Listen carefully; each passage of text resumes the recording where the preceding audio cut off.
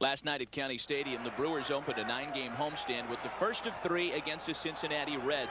Jeff Cirillo got the offense cranked up in the 5th inning. A 2-run single here. It gave the Brewers a 2-1 lead, a lead they would not surrender. Mark Loretto also contributed with the bat last night. He came through with a 2-run single of his own. This one came in the 7th inning, and this one made it 5-1 Brewers.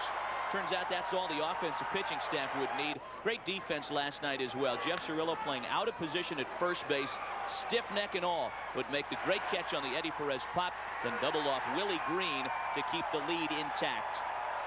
It was all Doug Jones at that point. He would record his major league high 9th save en route to the victory. Brewers win game 1 5-2. Game 2 on tap next.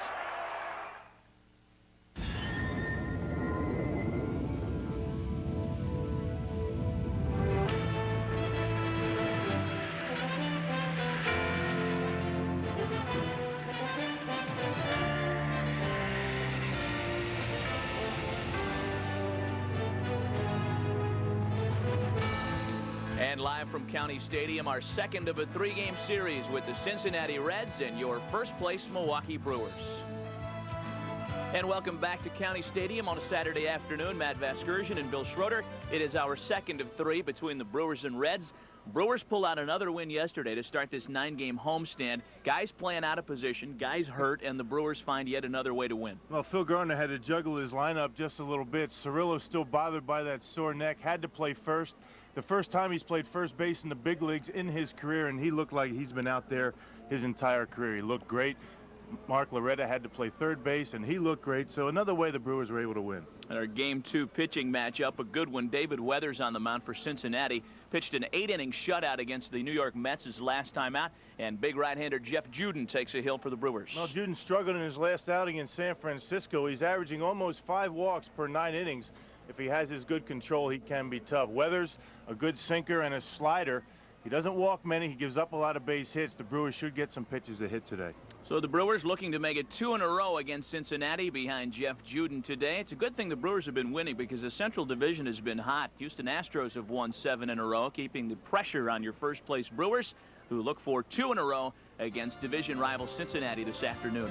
Glad to have you with us on MSC today. Do stay with us as starting lineups and the opening pitch right after this.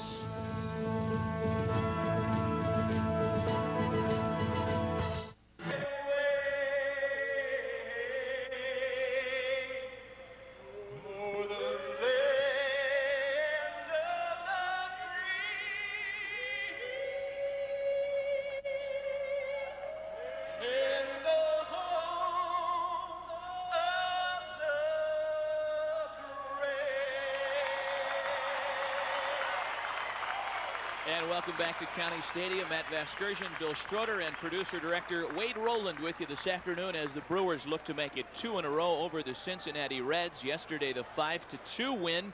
A well-pitched game by the Brewers. Scott Carl improving to a perfect 4-0. And this is the Reds lineup faced by Jeff Juden here this afternoon. Chris Steins in left to lead things off for the second straight game for Cincinnati. He's followed by third baseman Willie Green. Dimitri Young in right field, bats number 3. The cleanup batter is catcher Eddie Taubensee, who got the night off to start yesterday, although was 0 for 2 as a pinch hitter, and that ended his career-high 8-game hitting streak. Second baseman Brett Boone bats number 5 today. At shortstop, veteran Barry Larkin in the 6th hole. Eddie Perez, John Nunnally, and David Weathers round out the lineup for Jack McKeon's Cincinnati Reds. And as you take a look at the Brewers as they stack up defensively this afternoon, Jeff Jenkins gets the start in left field against the right-hander. Jeff Cirillo making his second straight start at first base, still bothered by that sore neck. Loretta at third. The battery this afternoon, Jesse Levis. And on the mound, right-hander Jeff Juden. Jeff Juden last started at San Francisco back on the 26th of April. He did not factor in the decision. Went 5 2/3 and has proven his durability on the mound as he has averaged over 120 pitches in each of his last 2 starts. There's the overall line on Juden, 3-1, 3.48 ERA. Trying to join Scott Carl in becoming the first 2 Brewers starters to get to 4 victories this season. Juden did pitch well his last time out, ran into some trouble midway through the contest. endured the grand slam by Barry Bonds and would eventually be knocked out after 5 2/3. Control was an issue for Juden the last time out as he walked 5 batters at San Francisco. A little overcast here this afternoon at County Stadium. Certainly pleasant in the stands. Not nearly as cool as it was last night. 56 degrees and warming as we speak. A bit of a breeze, and again, a little bit of an overcast, bit of a haze out there today. Harry Wendelstedt's calling balls and strikes this afternoon. The umpires first to third, Bruce Dreckman, crew chief Frank Pulley, and third base umpires Charlie Williams.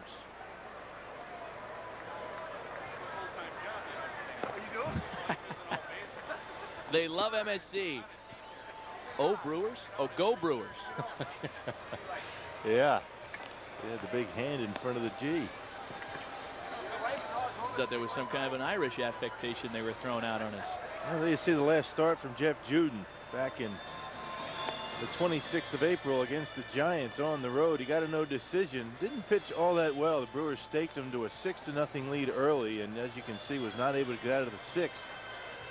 Only five hits, but he did give up the grand slam, but the walks were a trouble for him. 5 walks in that ball game. The second time that Juden has walked 5 in a game, and as we talked about on the open, Juden averaging almost 5 walks per 9 innings. That's too much.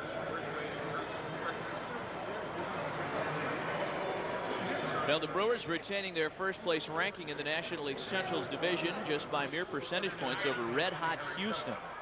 The win last night putting the Brewers at 17-9. Just a few percentage points over the Astros, who have quietly reeled off a 7-game winning streak to leapfrog over Houston and St. Louis, or rather Chicago and St. Louis in the Central. Chris Steins will lead things off for the Reds this afternoon. Steins, Green, and Young against right-hander Jeff Juden, whose first pitch of the afternoon misses in tight. Steins was 1 for 4 with a walk last night. Off to a good start this year atop that lineup card for Jack McKeon's Reds. Well, Stein's a pretty good guy to keep off the bases. He's one of the Reds that will take off, and manager Jack McKeon believes in the running game, whether it be the steal or the hit and run. He likes to make things happen.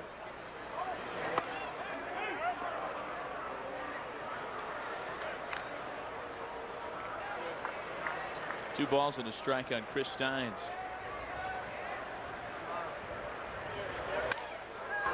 There's a shot back up the middle. Vigna to his right does a nice job to get to it. They get the speedy Chris Steins by a half step. Well, you can't waste a whole lot of time when Steins is running out of the box. The Brewers had him shaded up the middle, and it was a good thing. That's where the ball went. Watch Vigna as he catches the baseball. Takes a little bit more time than he probably should have. Perhaps trying to get the handle, and made it close at first.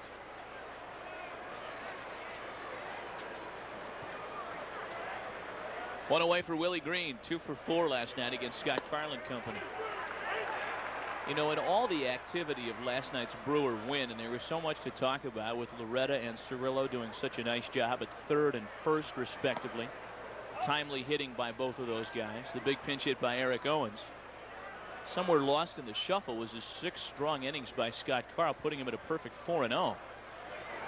Oh, what a difference a year makes. This time last year, Carl was struggling just to pitch into the 5th inning, 5th and 6th inning, but Carl really has that sinker going this year. Popped him up. High fly ball on the left side. Rob Deere pop up for Jenkins in left. 2 away.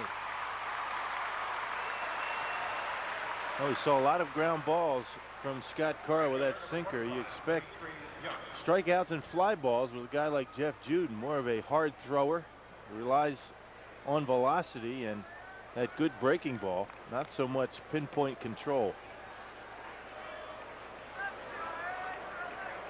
Big Dimitri Young, the batter now. He too was 2 for 4 a night ago.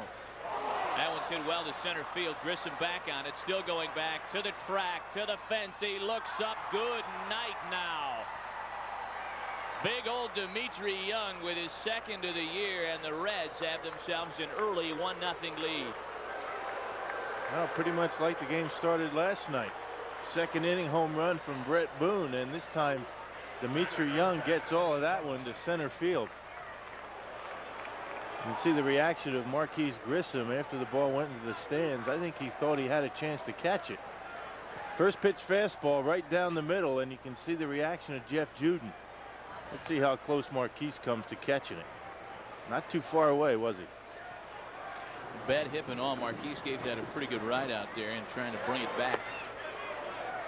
Both home runs by the Reds in this series have come to the deepest part of the yard, straightaway center field. 1-0 Cincinnati. Eddie Taubensee now. Got some pretty good lefty pop in this Reds lineup as it stacks up today with Young and Taubensee in the 3-4 spot. Anytime you can take Eddie Taubensee out of that lineup, you're doing yourself a big favor.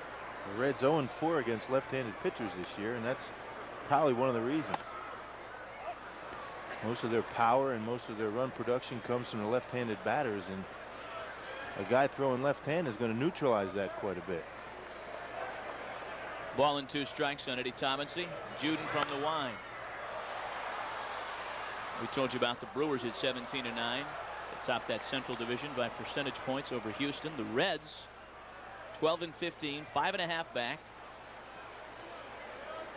This is a rebuilding year for Cincinnati. And top to bottom, they'll tell you the same thing. It's not like we're putting words in anybody's mouth. Yeah, and the Reds off to a fairly decent start. Nobody expected the Reds to do a whole lot coming out of spring training, and certainly during the offseason. Everybody picked the Reds to be last, but Taubensee takes a look at a called strike 3. The punch out recorded after the Dimitri Young solo home run. A half inning in the books. Reds on top of the Brewers 1-0. An early 1-0 lead for their second time in as many games in this series. They have that lead before the Brewers can even see the plate. So David Weathers pitching with a 1-run advantage in the bottom of the first, and this is how the Brewers will line up under Phil Garner here in the second game of the series this afternoon. Fernando Vina leading the club with a .324 batting average to lead things off. Jeff Cirillo making his second consecutive start at first base, takes the 2-hole. Valentin, Burnitz, and Grissom 3 through 5. Mark Loretta once again at third base, bats number 6. Jeff Jenkins will make his first start at County Stadium in left batting number 7. Jesse Levis and Jeff Juden round out the lineup for the Brewers. a couple of changes defensively for the Reds. John Nunley in center field, Eddie Taubensee behind the plate, and on the mound this afternoon, right-hander David Weathers.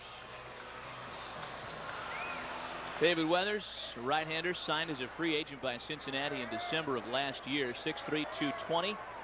28-year-old right-hander, a veteran of both the American and National Leagues. Started his career with Toronto. He was their third-round draft selection in June of '89. Has since pitched for Florida, the Yankees, Indians, and now Cincinnati.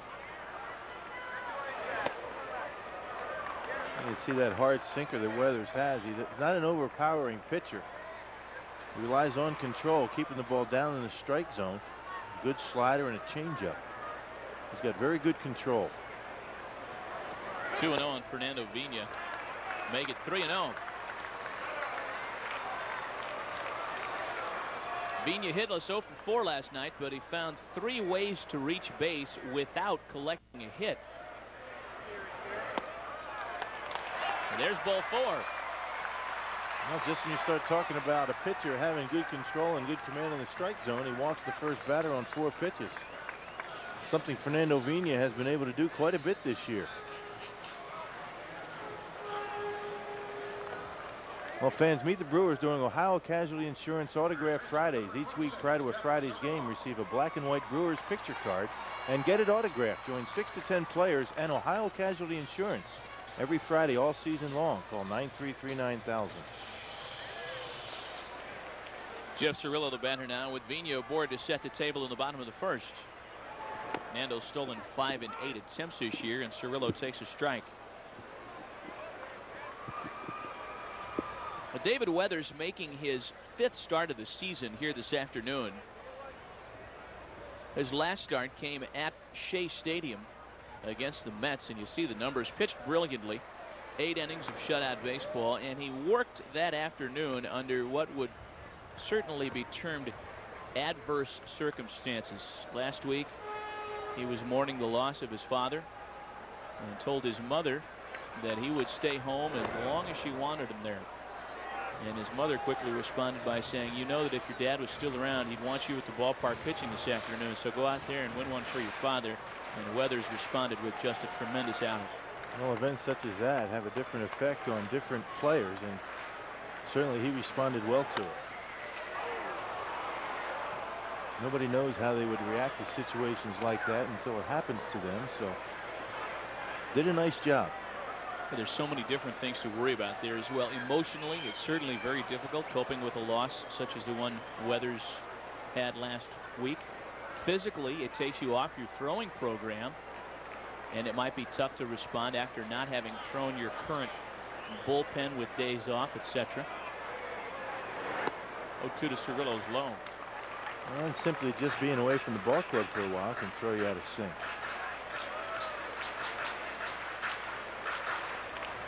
Now, before he left home after the funeral, he played catch with his brother in the driveway.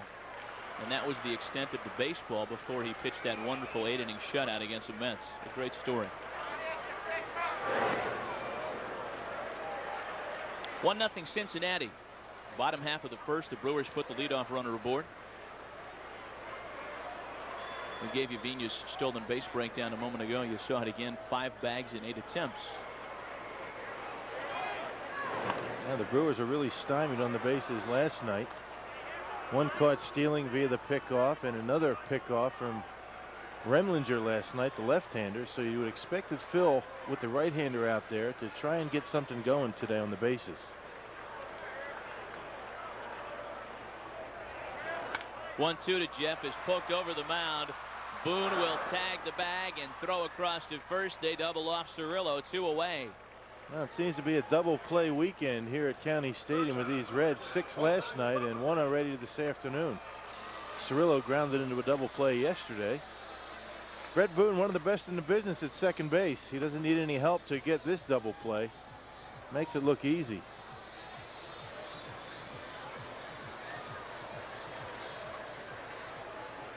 So quickly 2 away in the bottom of the first for Jose Valentin. Weathers, not unlike Scott Carl last night for the Brewers, will turn over his share of ground balls on the mound. Bill mentioned his heavy sinker, slider. Not uncommon to see the double play behind Weathers. Another ground ball, this one right at Brett Boone. And despite the leadoff walk, the Brewers go down in order in the bottom of the first. We'll head to the second. 1-0 Reds. You're watching Milwaukee Brewers baseball on MSC.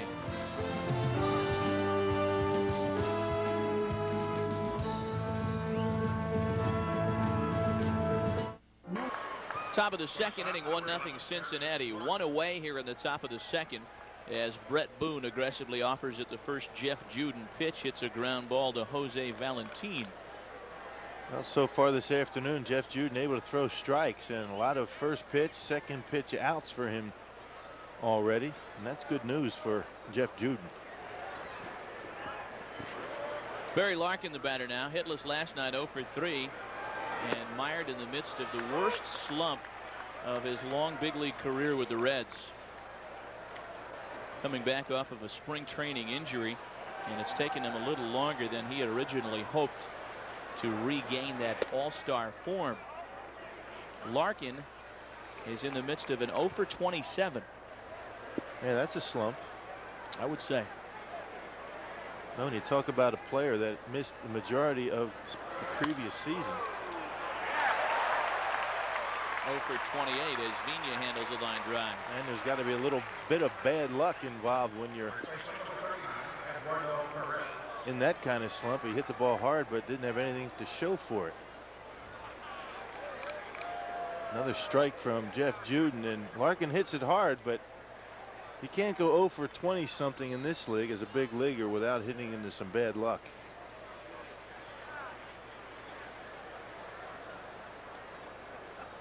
Two away now. Eduardo Perez, the batter. He was hitless yesterday, 0 for 4, hit into a pair of double plays. Struggling out of the gate this year at just 183 with a home run and 10 RBI.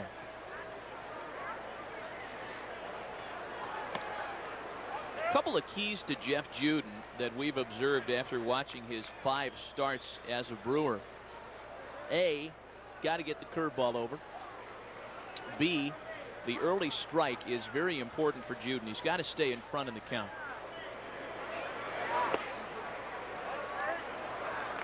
Behind Perez, 3-0 now.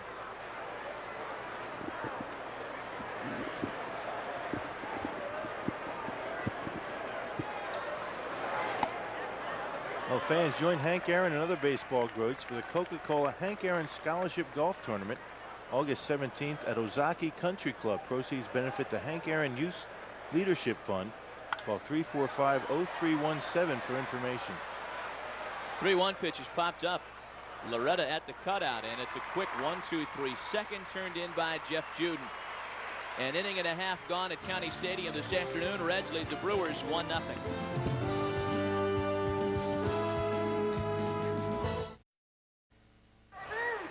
Burnitz, Grissom, and Loretta here in the second inning for the Brewers. Trailing the Reds 1-0. Matt Vasgersian back with Bill Schroeder and producer-director Wade Rowland. It's our second of 3 with Cincinnati. Be on with you tomorrow afternoon as well, a 1:05 start. Come on out and join us at the ballpark tomorrow. 2-1 to Jeremy.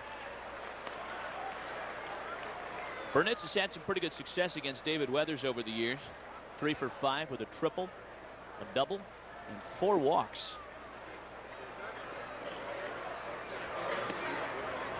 2-2. Now we talked about the pitches that Weathers features. That was a pretty good slider that time. More like a short curveball, but Jeremy likes the ball down and in, and that's exactly where that breaking ball ends up. That's probably why he's had so much success. 2 balls and 2 strikes. He's really trying to get down and in.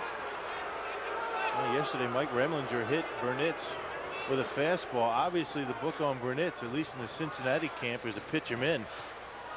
That obviously a little bit too far in. Can't get too much more in than that. Ground ball to shortstop. Larkin to Perez, 1 away. Check out the MSC Sports Connection live with host Mike Max, delivering the latest in your local and regional sports news. It's your connection to news and updates throughout the league. So tune in Friday night at 6:30 right here on MSC, your ultimate sports connection. Marquise Grissom with 1 away now. Grissom was 2 for 4 yesterday. A couple of infield singles against Mike Remlinger and company. Playing with the bad wheel. The injury to the hip, it's kind of bothering his running skills a bit. I'll tell you, if you're going to knock Grissom out of the lineup, you best get him out of there completely, because if he's dinged up as he is now, it's just not going to slow him down. Witness the base hit here with 1 away in the second. Kind of like a raccoon in a trap. He gets feistier if he doesn't feel all that well, but a couple of infield base hits yesterday with a bad leg, running pretty well, and starts out pretty well today. Get the fastball that he likes and leans all over it. Grissom likes the ball up in the zone, particularly the fastball, and got himself a base hit. So Grissom aboard with 1 away. First Brewer hit of the afternoon. Now it's Mark Loretta.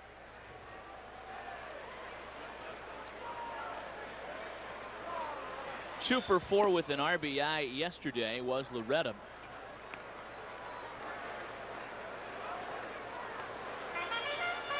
Well, you hit it on the head yesterday, Bill, when we were talking about that newly aligned infield. Loretta at third, Cirillo at first. You said about the second or third inning. I wouldn't be surprised to see this lineup again tomorrow. And here it is. I went into the clubhouse before the ball game today and went over to Cirillo and yelled out his name, and he had to turn his whole body around to see who it was that was asking for him, and obviously that neck still giving him a lot of problems. You're certainly not losing anything defensively with Loretta at third base. Funny what it takes sometimes for you to stumble upon a good thing. And had Cirillo's neck not been dinged up, it may be that we never would have seen him at first base this year. First time ever yesterday. 2-0 pitch to Loretta, found away. So 2 balls and a strike. Pretty good running count now for Grissom. Well, not a bad guy to have at the plate if Garner decides to put Grissom in motion. With the bad leg, you don't expect Grissom to attempt a straight steal. Hit and run, a much different situation. Loretta goes to right field very well. A lot of room over there in the infield.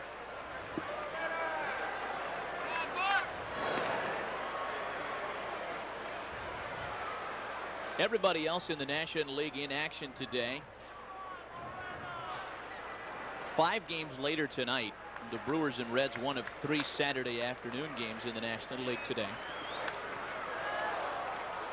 St. Louis is at Chicago once again this afternoon. Donovan Osborne and Steve Traxel.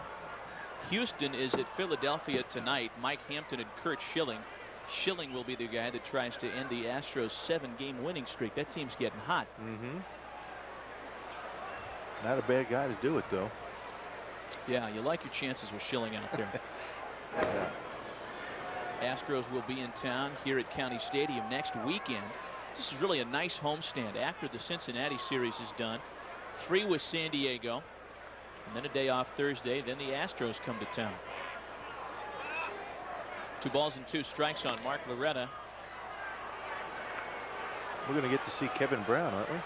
I believe so. Yeah. Brewers haven't seen Kevin Brown since he was with the Texas Rangers, I believe. That was a long time ago. At least not during a regular season game. Right. Yeah, no tears shed over that, by the way. He is nasty. There goes Grissom on 2-2, and it's fouled away. What a jump. He took off before Weathers even started toward home plate.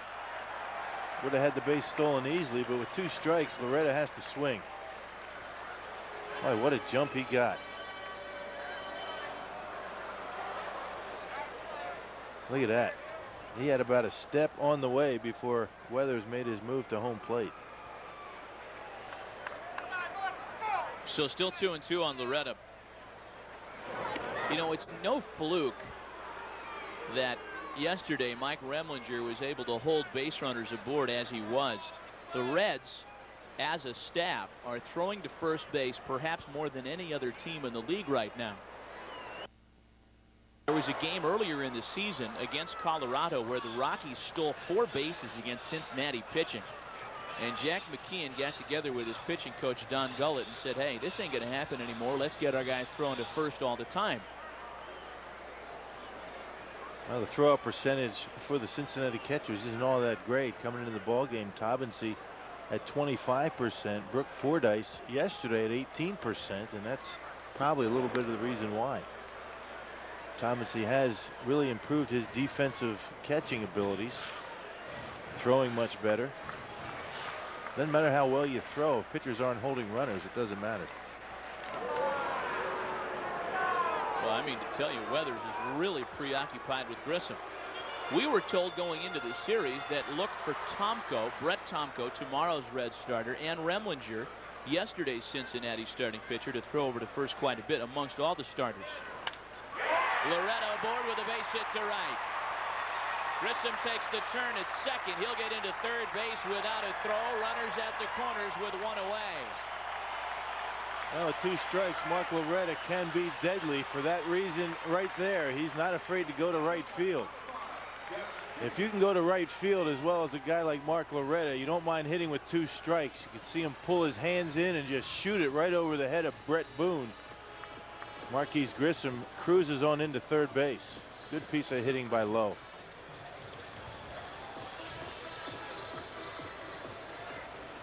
Well, all that attention paid to Grissom at first base.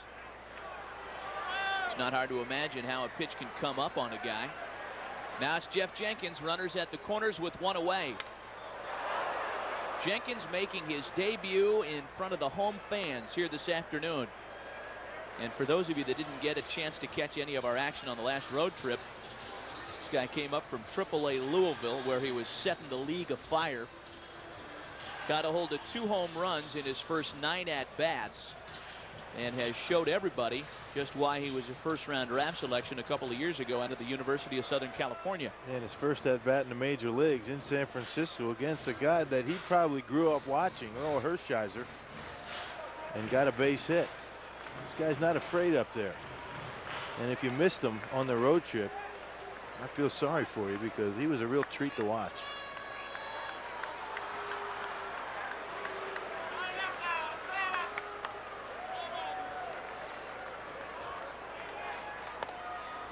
0-2. Good pitch on the outside corner by David Weathers. Well, good changeup that time.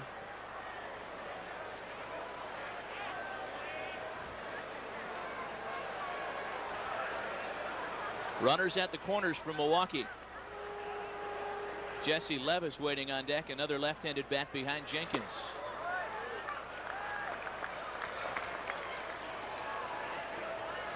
As we talked about, Jeff Jenkins is not going to be a guy, at least early in his career, that's going to hit a lot of home runs. More of a gap hitter, good contact hitter.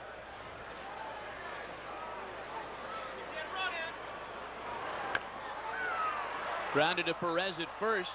They've got the runner in a rundown. Grissom got hung up. It looked as though the Brewers were going to get out of that situation with everybody safe, but Grissom got hung up between home and third, and they applied a tag on Marquise Grissom. Now, a heck of a job by Marquise to get in a pickle long enough for Loretta to be able to get to third base. Jenkins all the way around to second. A one hopper, first and third, one out. Your job at third base is to take off and avoid the double play. It looked like Perez gave up on everybody, forgot about Marquise, and watch Marquise. Watch the job he does, bad leg and all. Your job is to stay in the pickle long enough to advance the base runners, and he certainly does that. See, Thomas, he tags both runners. It's the runner that had possession of third base originally that is entitled to it. Loretta is called out. Good job by the Reds to execute. Runners at second and third now. 2 away, and it'll be up to Jesse Levis. And it looked for a fleeting moment like the Brewers were going to get out of that situation with the bases loaded. Not the case. The Reds execute well. 1-0 on Levis. Jesse starting play at .323. No home runs, 3 runs batted in. He was inserted late last night as a pinch hitter and drew a walk in his only plate appearance. Sprayed into the corner and left, but foul.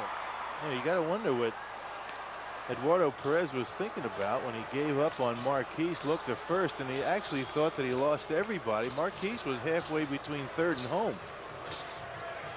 And I forgot about what he was doing out there for a second.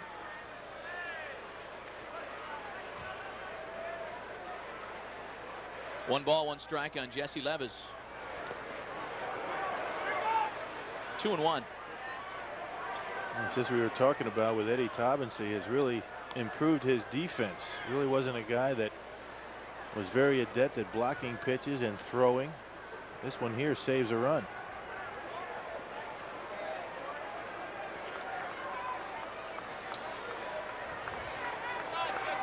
One nothing Reds, bottom of the second. Brewers trying to get on the scoreboard right here. Now to 3-1 on Levis, and you know Weathers will be careful with the left-handed hitter. He's got the pitcher Jeff Juden waiting on deck, but as we saw in San Francisco, no easy out.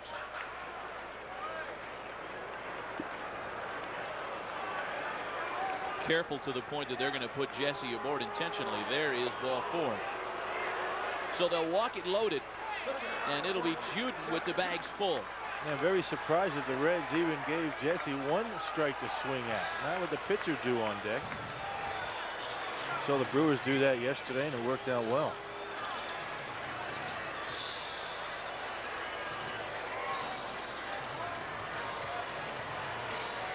Grissom, Jenkins, and Levis your base runners with 2 away, and a big opportunity for the switch hitting 6-foot 8-inch pitcher Jeff Juden. How about the pitcher carrying a .273 average into the game today? 3 for 11 with the bat. And an elbow pad. You wear an elbow pad, you can hit. No doubt about it. And if not, you could crack somebody over the skull with a nice forearm shiver. Pokes it into the corner and right. That's trouble. The nukester. Grissom, Jenkins, and Loretta, and Levis rather will score on a 3-run 2-bagger by Jeff Juden. Oh yeah, baby.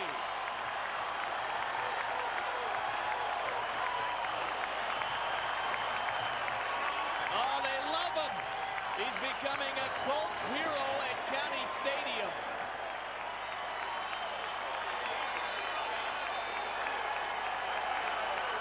Well, if that doesn't get the crowd fired up, I don't think anything will. It looked like a breaking ball, and Juden stayed right with it. He's a big, strong guy, 6'8", 240. You don't have to swing it hard to get something behind it, and right down the line. And that clears the bases. Talking about a pitcher able to help himself. Forget about the bunt. How about the bases loaded double with 2 outs? My, oh, my. First extra base hit by a Brewer pitcher this year. Couldn't come at a better time. 3-1 Brewers. And Juden aboard at second. 0-1 on Fernando Vina with 2 away.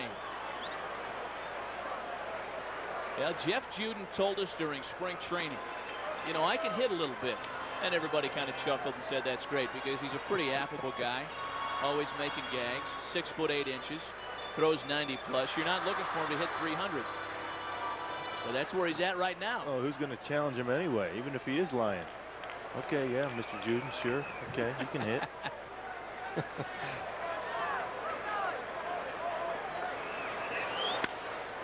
Vina sprays one past Willie Green. They're going to hold Juden at third.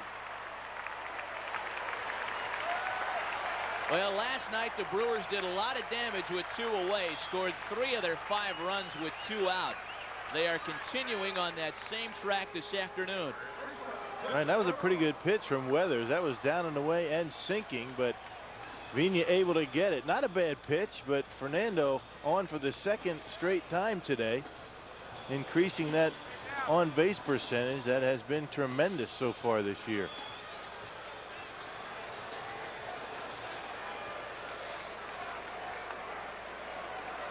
Now it's Cirillo. He grounded into that double play in the first. Jeff 1 for 4 in the series. Popped him up. Steins in left is there for it, and the side is retired. Not before some mighty damage is done on the bases loaded 3-run double by Nuke LaLouche Juden. We played 2, 3-1 Brewers. Fans, use your Brewers Visa card and save big during Brewers Visa Monday nights. Order Monday night upper deck seats with your Brewers Visa card and receive up to 10 tickets at half price. Call 933-9000. Well, we go to the 3rd inning this afternoon from County Stadium. The Brewers on top 3-1. The Brewers' first extra base hit by a pitcher could not have come at a better time. Jeff Juden comes through with the bases loaded double. Good to score 3 and make it 3-1 after 2 innings. John Nunnally, David Weathers, and Chris Steins here in the 3rd for Cincinnati.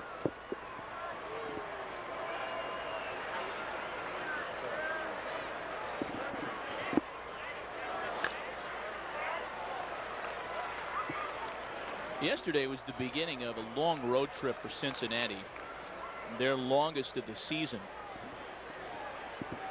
And it's coming on the heels of what can be deemed an unusual homestand at Synergy Field based on some of the extracurriculars in the stands. I don't know if fans had a chance to read about it, but after a game on Tuesday at Cincinnati with the Phillies, a fight broke out over the Philadelphia dugout, and it was a melee. I mean, the descriptions are very vivid as to punches thrown and how many bodies were involved, this, that, and the other. And what ended up happening was a guy got thrown from the stands into the visiting dugout. But there was so much commotion in the stands that they forgot about the guy in the dugout, and he was in such a daze that he sat down and took a seat right next to manager Terry Francona. I mean, this thing was a brawl. Yeah, the story was Francona pointed to the guy, very straight face, and says, "You're hitting second this inning." Terry Francona, ex-Brewer. Nunnally wraps one foul. Yeah, there was one fan in that fight that took out 3 or 4 people by himself. Yeah, guy just went ballistic apparently. And talking to the radio voice of the Cincinnati Reds, Marty Brenneman, said it was the best baseball fight he ever saw. Yeah, and it wasn't even on the field. A ball and 2 strikes is a count on John Nunnally leading off the 3rd.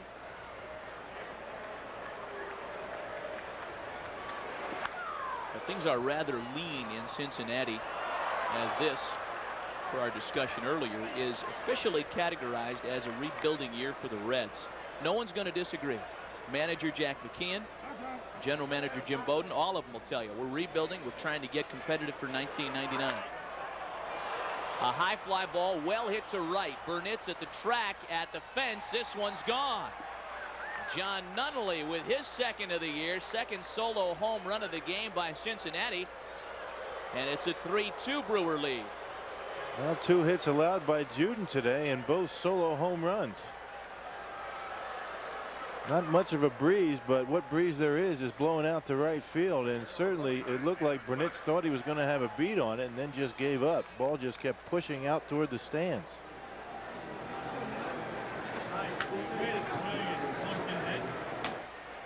Here's the pitcher, David Weathers now. He hits one well into the corner and left. Jenkins back on this one. Is it fair or foul? It's fair, a home run. Oh my goodness. Hit the foul pole. David Weathers with a home run. What is going on today?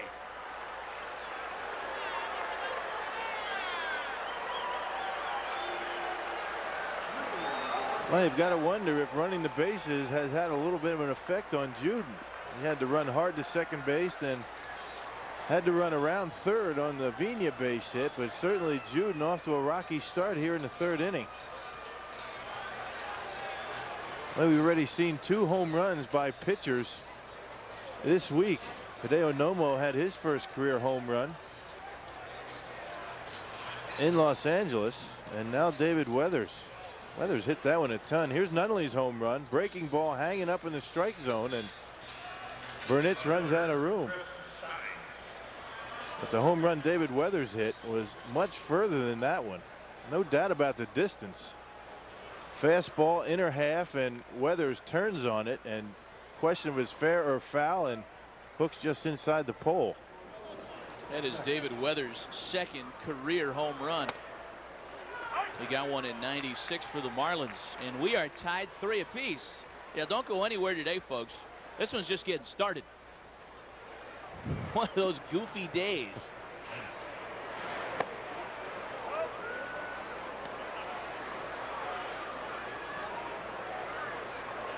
A ball and a strike on Chris Steins. Back-to-back jacks by the bottom of the order for Cincinnati. Nunnally and Weathers.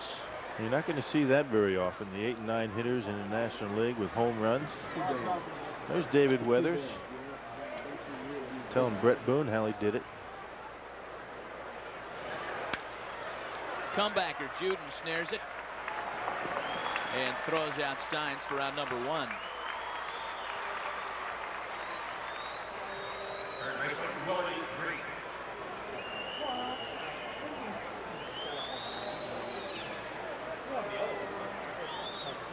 Yeah, Weathers is saying, you know, the wind ain't even blowing today. It's amazing how everybody hovers around the guys with the home runs, doesn't it? Never seen anybody go over and talk to a guy that just struck out with the bases loaded. That's the guy who needs talking to. Yeah, no doubt. Willie Green with a ball well hit to center field. Grissom back on this one, and this one is gone. 3 home runs in the inning for the Reds, 4 in just 2 1/3, and Cincinnati's back on top by a run.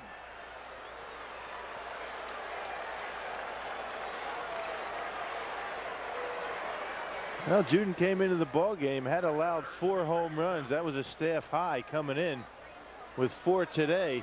That's 8. Well, and Juden doesn't have that good breaking ball going, and today he's been hanging it. That's a fastball, and you can see Juden knew he hit it well. And Grissom runs out of room. Almost a carbon copy of the first home run from Dimitri Young. 5th home run of the year for Willie Green, and gives him the club lead with the Reds. When was the last time you saw the first 4 hits by a club after 2 1/3 all leave the building? Something new in this game every day, I'll tell you. We've said it already a handful of times this season. Boy, I've never seen that before. Never seen that before. Never seen this before. Yeah, stick around. It happens every day. Ball and 2 strikes on big Dimitri Young. Swing and a miss, strike 3.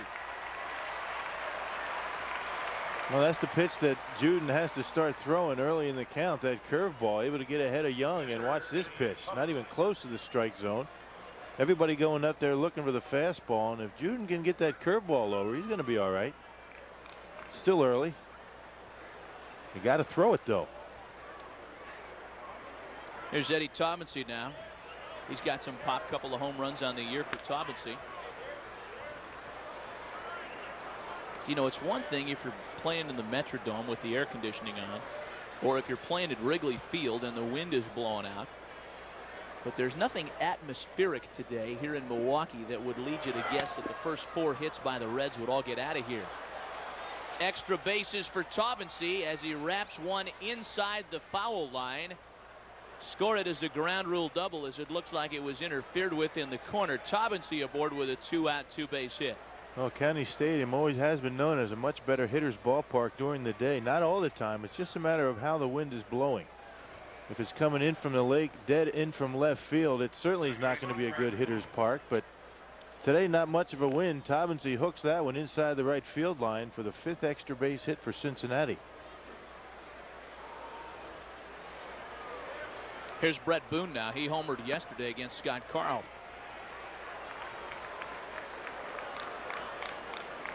The 4 home runs in the game already by Cincinnati. That's a season high. They hit 3 back on April 10th at Colorado. Again, that doesn't surprise you. Playing there on Cape Canaveral. Well, the good news is there was nobody on when the home runs were hit. Juden is throwing strikes. I guess if there's a silver lining, that might be it.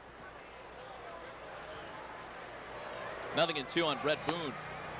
Fastball stays high. 4-3 Reds. Top of the 3rd.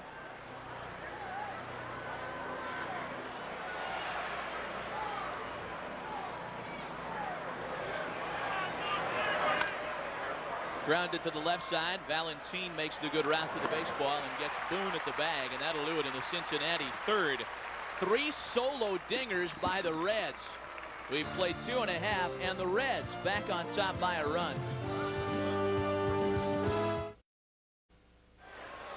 Well, the Reds on top 4-3 as we go to the bottom of the 3rd. Valentin, Burnitz, and Grissom here against David Weathers. 4 runs on 5 hits for Cincinnati. All 4 runs coming on solo home runs.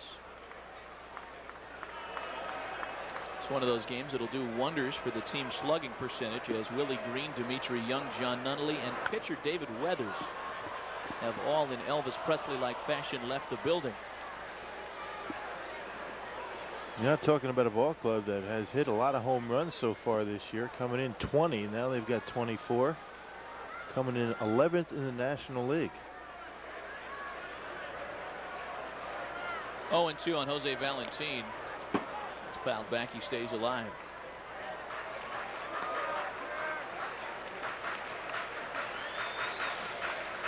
David Weathers has faced the Brewers on 4 occasions prior to this afternoon. A couple of stints in the AL with the Yankees and Indians. And Valentin takes a look at a called strike 3.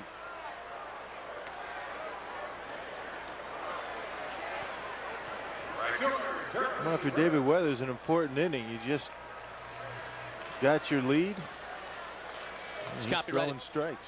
This copyrighted telecast is presented by the authority of the Milwaukee Brewers and may not be reproduced or retransmitted in any form without the express written consent of the Milwaukee Brewers. Burnitz now. Jeremy grounded to shortstop to lead off the 2nd.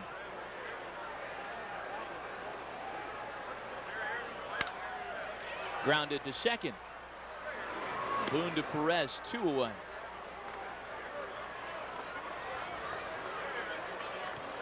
Center fielder, Marquis.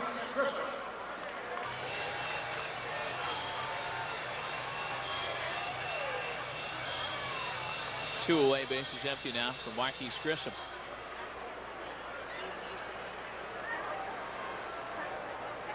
Remember last year to start the season, the Yankees came to County Stadium in early April, and the Brewers completed a quick sweep in the 2 games of that series over New York. Yankees were in for 2 in April. And on one of those games, the Brewers were able to win it when John Jaha drew a bases-loaded walk in the bottom half of the 9th inning. Early last year, the Yankee bullpen was struggling, and David Weathers was a part of that early Yankee bullpen. George Steinbrenner really made Weathers kind of the scapegoat for the entire situation. Dropped him down to Columbus really without any say from Joe Torre or the rest of the player development people.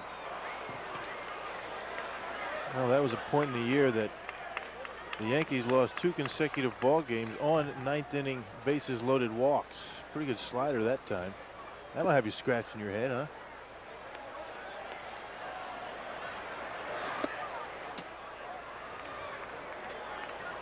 As we all know, the Yankees would cure that early woe in the bullpen last year. They'd straighten themselves out.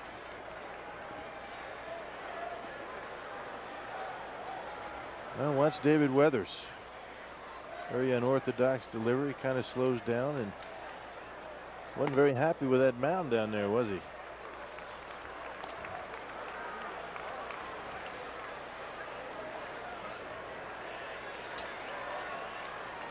Full count now, 3-2 on Marquise Grissom. Swinging away, pops up. It'll stay playable for Eddie Perez.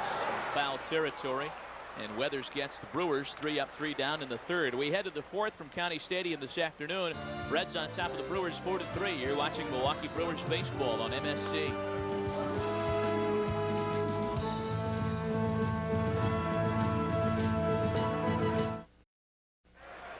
Barry Larkin leads off the top of the 4th for Cincinnati. Larkin, Perez, and Nunley, 6, 7, 8, part of Jack McKeon's lineup card against Jeff Juden.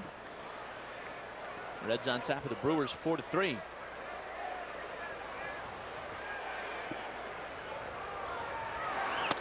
You're not often in watching the Cincinnati Reds and seeing Barry Larkin batting in the 6th spot.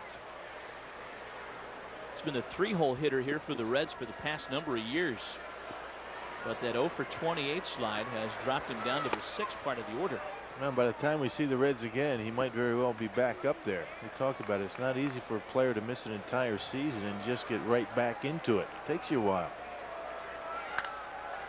2-2 pitch, soft ground ball to short for Valentin. Scoop by Cirillo on the receiving end, 1 away. And it's not very often that the Reds will score 4 runs and Barry Larkin is in some way, shape, or form involved in it.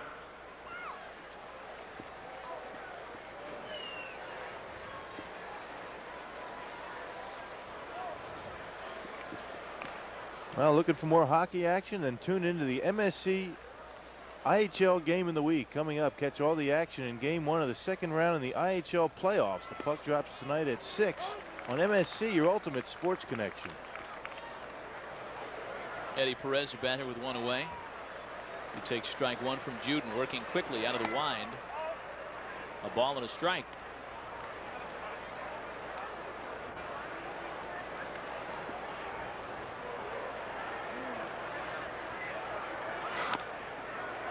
Eddie Perez, a former #1 draft selection. He was chosen first by the California Angels back in June of '91.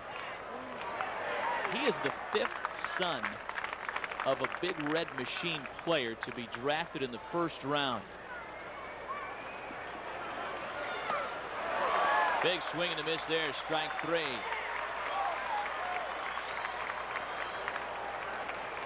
Well, Jeff Juden going right after the Reds in this inning, not messing around. Looked like a fastball that Levis wanted on the outside part of the plate. It ended up and in, but it was effective.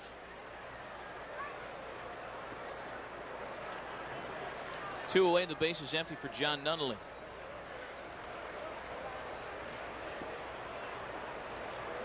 Nunley started the home run parade in the 3rd. He hit the first of 3. Oh, I just got some information from the media relations department for the Brewers, in that it was the first time a Brewer pitcher has given up 3 home runs in an inning since Mike Potts did it against the White Sox in 1996. I remember that game. It was a day game.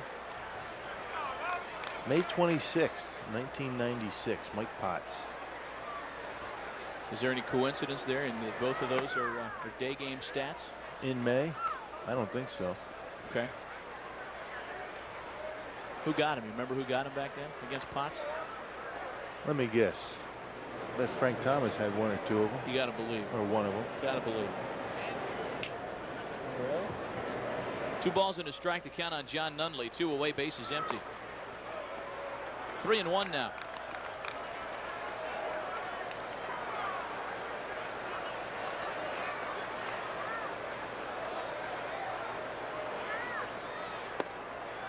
And there's ball 4. It's the first walk of the afternoon issued by Juden. Gives the Reds a 2-out base runner for the pitcher, David Weathers. And as we saw back in the 3rd, this is no easy out in the traditional sense. His 2nd career home run came his last at bat.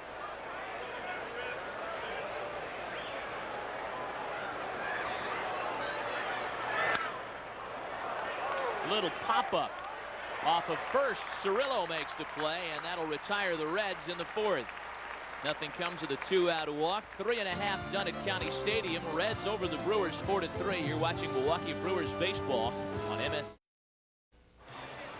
Fans, as we've been telling you about for the past couple of weeks, this season on Brewer telecasts, we'll be playing the snapper mow 'em down inning. That's where if the Brewers pitcher mows down the opposing batters 3 up and 3 down by any means, a lucky viewer will win a snapper walk mower valued at $350.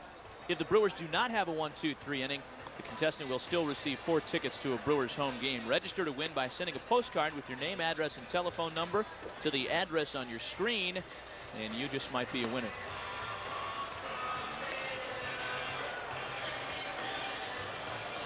We head to the bottom of the 4th inning this afternoon. Brewers trail the Reds 4-3. Brewers got a cluster of runs in the 2nd on Jeff Juden's 3-run bases loaded double. The Reds have struck 4 solo home runs. If you're laying odds on how the runs would be scored this afternoon, this stuff wouldn't even be on the board. No, not with Cincinnati. Not 4 home runs. 4 solo shots by one team and a bases loaded 3-run double by the next team's pitcher. Here's Loretta. There's a shot towards the gap in right center. Dimitri Young is there for it, 1 away.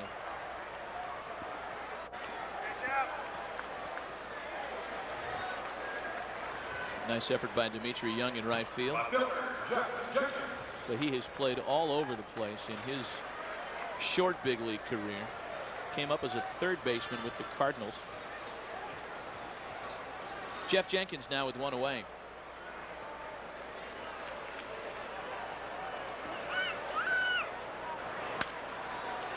Grounded through the hole on the right side. A base hit for Jenkins. You can see the way Jenkins waits back. He's going to hit in the big leagues. Doesn't overswing and not afraid to go to left field. This time a nice short stroke. Not trying to hit the ball out of the ballpark. You can see good contact, a good follow through, and a base hit to right field. He's a good hitter. So the Brewers will try to put something together once again with the bottom part of the order. Jesse Levis now with a runner aboard and 1 gone.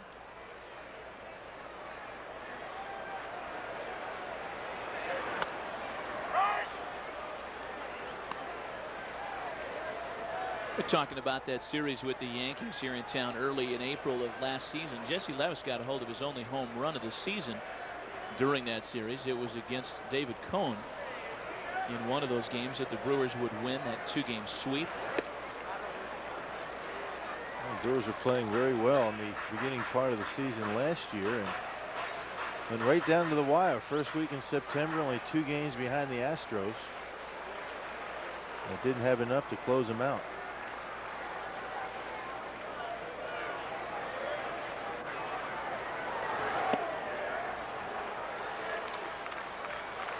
Two balls and a strike is the count on Jesse Levis.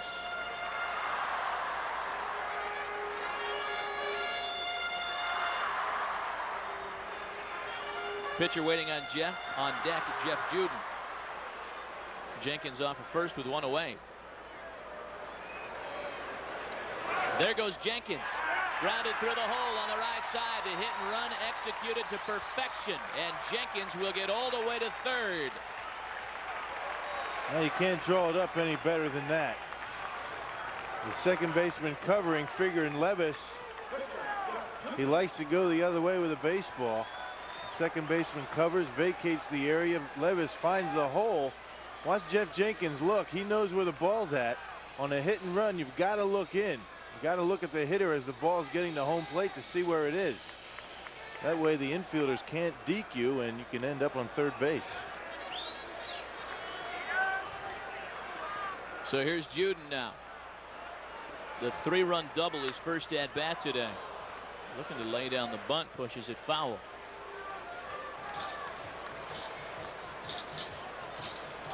Not a bad average for a pitcher. Not a bad average for anybody. 4 for 12.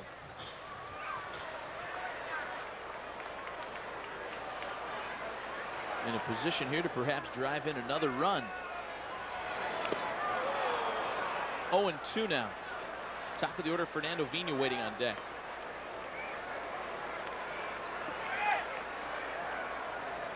Well, Phil decided to take the bunt away, and Juden swings at a pitch out of the strike zone. Well, you bunt here. Phil's thinking is get Jesse Levis to second base for Vina.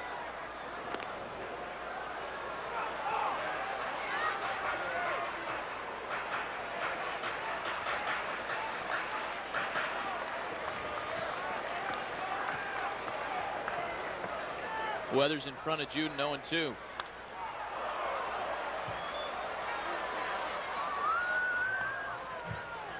But Juden's been taking considerable time to look down to his third base coach, Joel Youngblood, in the box down there. Runners at the corners with one away. Even with 2 strikes, perhaps the Brewers putting a play on. Weathers set again. Juden swinging away. Broken bat, ground ball. It hits the shrapnel. It'll score a run as the Reds convert and get the out at second. Juden's 4th RBI of the afternoon. Oh, my. Can't work out any better than that. Well, with 2 strikes, Garner allows Juden to swing the bat. If he hits the ball hard, it's going to be a double play. He gets sawed off.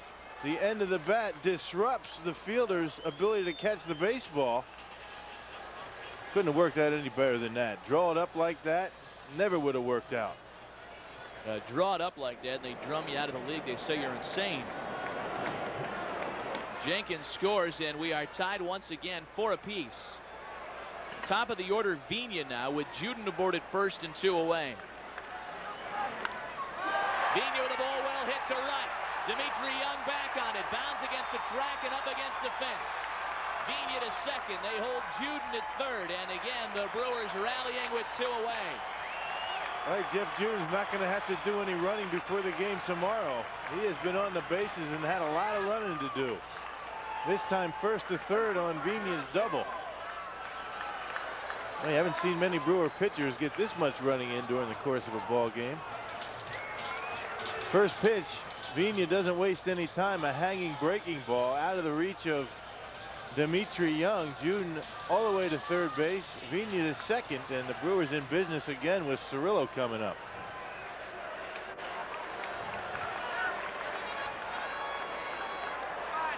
Cirillo is hitless this afternoon, 0 for 2.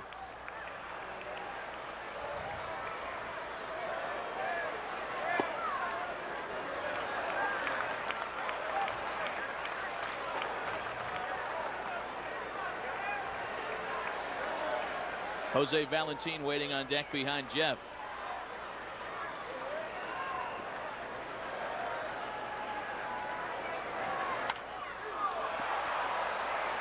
Fouled away.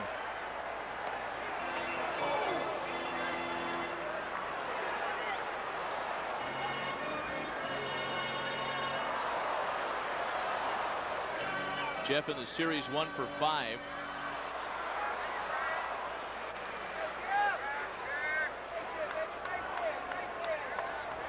Juden and Vina in scoring position for him.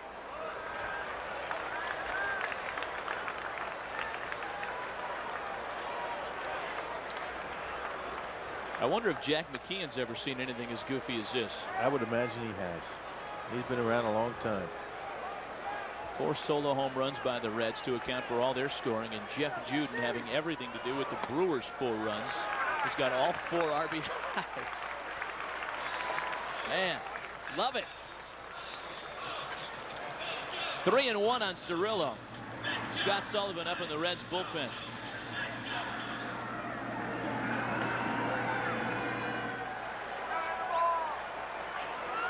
Jeff will certainly have a green light here if it's something good. Here's a 3-1 from Weathers.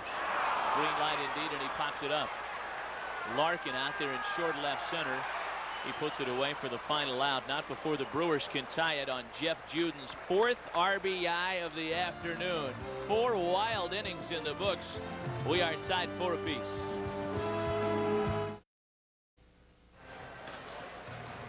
To the top of the 5th this afternoon with the Brewers and Reds all tied up at 4 apiece.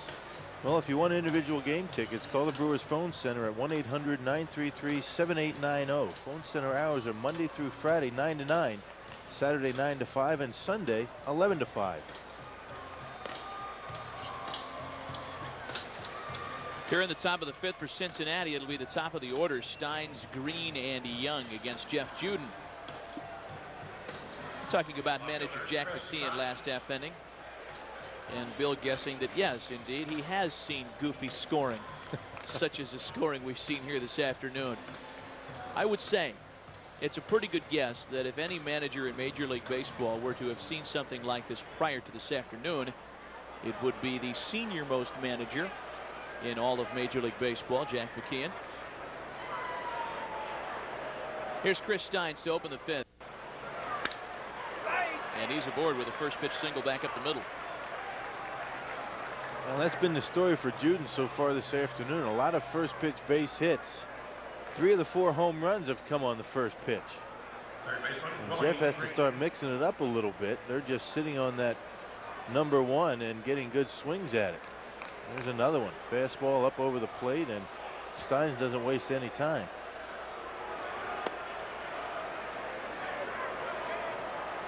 Leadoff hitter aboard for Cincinnati now for Willie Green. He hit the most recent of the 4 solo home runs by Cincinnati this afternoon.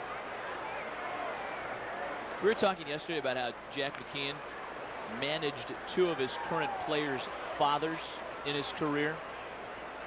Here's another one that'll make you feel kind of old if you're the Cincinnati skipper. 2 of his players, Chris Steins, who's aboard at first base, and backup shortstop Pokey Reese, were both born the first year he managed.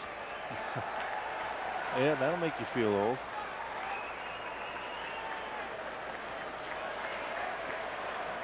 A ball and a strike on Willie Green. Little chopper out to the right side. Nicely done by Cirillo to Juden, covering just in time for the out at first. Well, another example of Cirillo's abilities over at first base. At third base, you go after anything you get. Very similar to first base. If you're on the corners and you can reach the baseball, you go after it, and it's the responsibility of the pitcher to get there, and Juden able to do that. And a lot of first base, when they first start playing over there, as soon as that baseball is hit, their first reaction is get to the bag. Hasn't been the case with Cirillo. Here's Dimitri Young now, a home run and a strikeout on his line this afternoon so far. Runner at second with 1 away.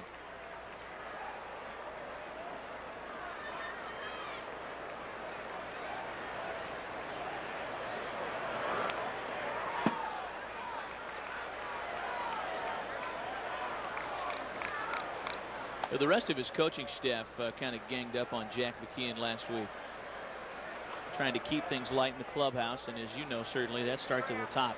The manager really sets the tone as far as clubhouse atmosphere. 0-1 to Young, stays high. Jack McKeon was the victim of a long played practical joke last week, and it was his general manager Jim Bowden that set it up. McKeon was arrested last week by a couple of cops at Cincinnati. They came into the clubhouse, slapped the cuffs on him. The charges were smoking in a public place, and you can't smoke at Synergy Field anymore in Cincinnati, and they nailed him for fines for 2 unpaid parking tickets. Of course, this was all part of an elaborate scheme. Cops actually cuffed him, put him in the car, stuck him in the back of the squad car, turned the gumballs on, and started driving him out of the stadium lot. At that point, he thought, well, maybe this is legit. Grounded up the middle. Valentin by the bag. Gets Young at first. Dandy by Jose Valentin going up the middle. He had a play like that last night, and the ball popped out of his glove, and he was charged with an error. A tough error at that, but able to make this play. You see him fully extended. You got to collect yourself and make a good throw, and he gets him by plenty. Save the Brewers a run. Steins gets to third on the play. 2 gone now for catcher Eddie Taubensee.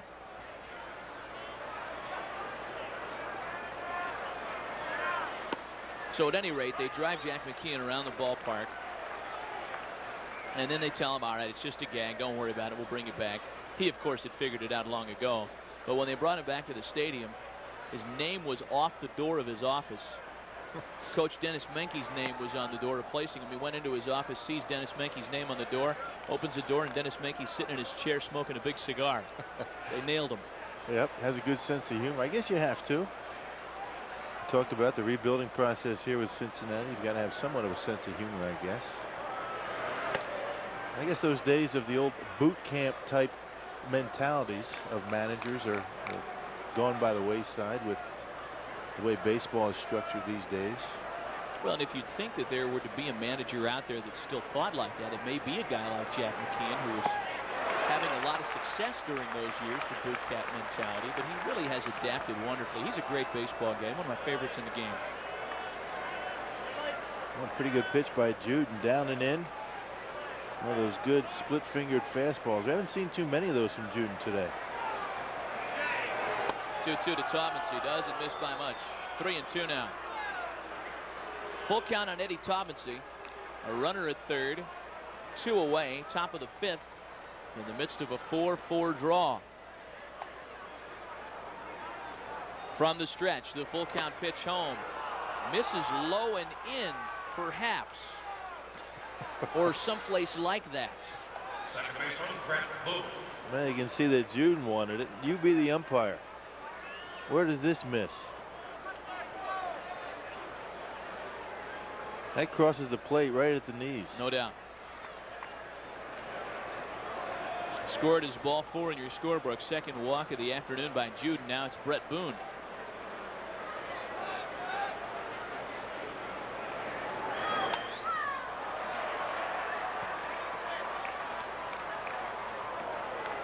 You know, when that goof was pulled on Jack McKeon last week, the first guy he pointed a finger at was his hitting coach, Ken Griffey Sr. Because apparently earlier in the season, Griffey Sr. celebrated his 48th birthday at Colorado, and the Reds coaches instructed the Rockies people to wish him a happy 50th. Base hit back up the middle by Boone. That scores the runner from third and makes it a 5-4 Cincinnati lead. Hey, Brett Boone obviously looking for the fastball, and he's going to swing at it wherever it is. That pitch was around his head, able to tomahawk it into center field. Cincinnati continues to come back after trailing in this ball game. That's the second time they've come back to take the lead. Now it's Larkin with runners at first and second. A run in here in the Reds' 5th.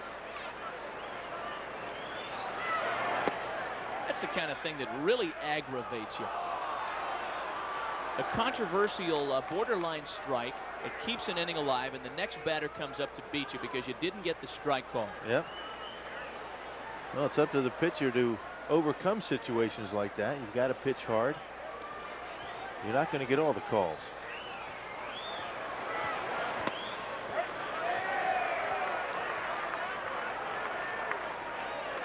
Ball and a strike on Barry Larkin. Larkin's had success against Juden in the past. 4 for 11 against Juden.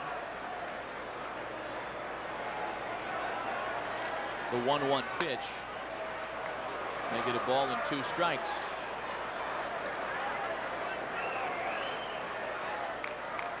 That one grounded right past Harry Dunlop in the third base coaching box. He's an old crony of yours. Yeah. Ex-Brewer scout and minor league instructor, has been around a long time. Obviously has a long relationship with Jack McKeon. Good to see him back in the big leagues.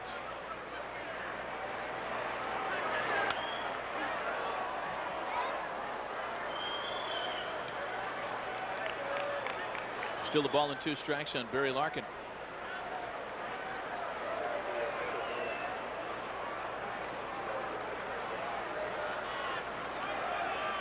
Eddie Perez waiting on deck for Cincinnati. With 1 and 2, Juden wants to end this inning right here. Here's the 1-2 home. Swung on, popped him up. Slicing towards the stands. Cirillo is there. It's into the seats.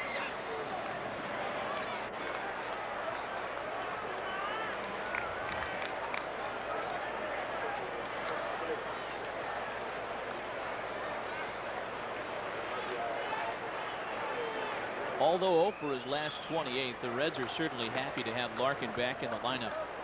It's not that the guy who does it in his absence is a slacker.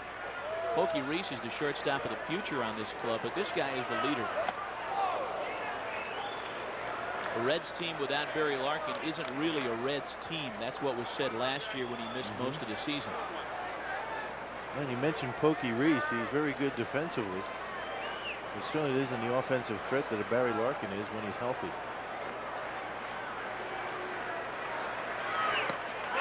Takes a look at a cold strike 3.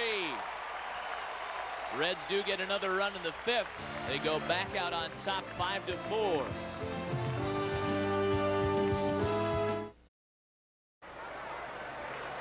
We head to the home half of the 5th here this afternoon from County Stadium. Matt Vasgersian, Bill Schroeder, and producer-director Wade Rowland. Valentin, Burnitz, and Grissom, bottom 5 against starter David Weathers. So congratulations to you on getting your fishing license today. Oh yeah, I'm excited. Turned out to be a pretty good day. It's starting to cloud up a little bit. I'm kind of worried. Planning on heading out to the old lake after the ball game. Today? Yeah. Oh, you're not wasting any time. No. What are you going to be trolling for out there today? I was kind of worried. There you go. Got the gargoyles on. I don't like to be seen with the gargoyles on. Gives you the wrong impression. Ball and 2 strikes on Valentin. So tell me, what are you going to be fishing for? We're going to be looking for some bass, maybe some northerns, perch, just about anything that'll jump on a hook. I got to tell you, I don't discriminate. He's serious about it too. Anything that wants to eat a worm, I'll reel in.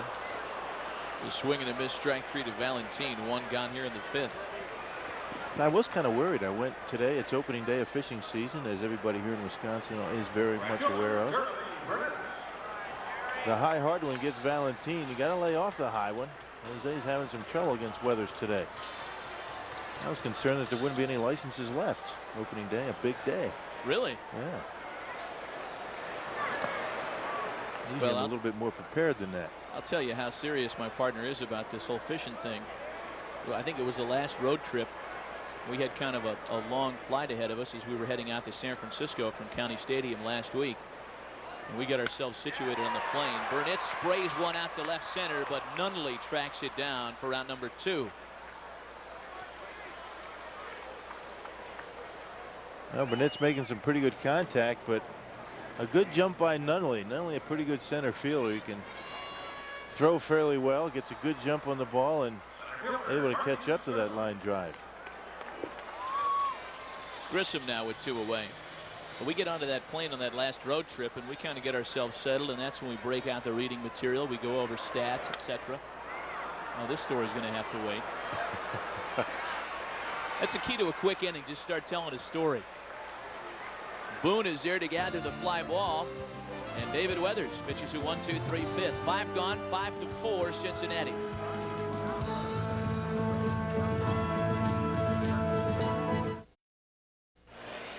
Well, we head into the 6th inning, and the Reds will send up the bottom of their order, 7, 8, and 9. Perez, Nunley, and the pitcher, David Weathers.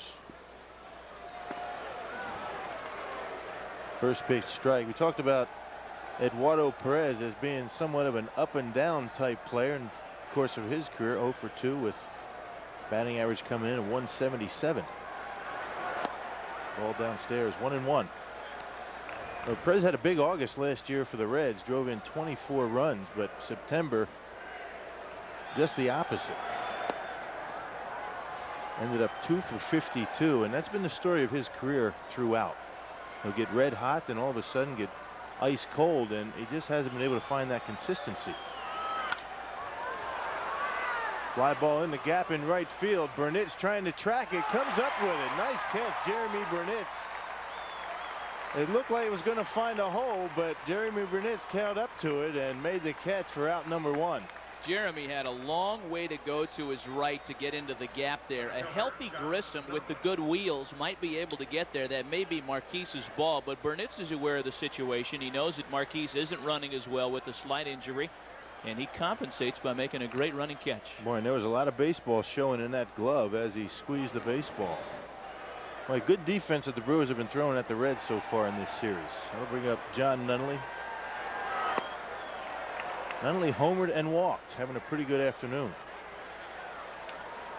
John Nunnally, originally a Kansas City Royal, a Rule 5 draft choice, came all the way from A-ball to the big leagues.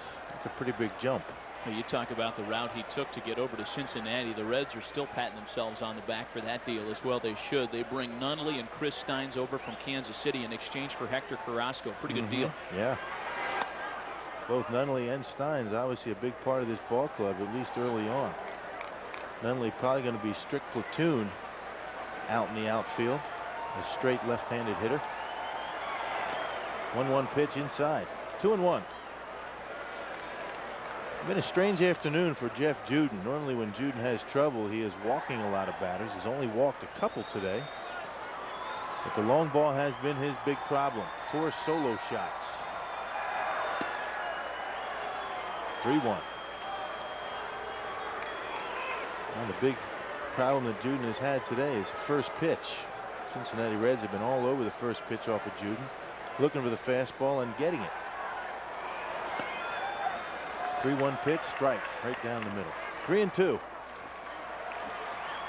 Cincinnati on top, 5-4, top of the 6th inning, 1 out. 3-2 pitch to John Nunnally. Ball downstairs. Walk number 3 from Juden. Last 2 walks that Juden has issued have come on something other than a fastball. And you got to give him credit for that. Kind of taking that theme in his starts. That's what Brewer pitchers have been trying to do all season long. Here's our Team Tires Plus trivia question. What was the first professional baseball team in the United States? First team ever. Pretty simple question, right? No. We got 30 of them now. Which one was first? Doesn't have to be now. They don't have to be around right now. Right. That's true. David Weathers up. Weathers having a pretty good day. Pitching fairly well. Homered his first time up and popped to first. Pretty good speed on the bases. John Nunnally can run.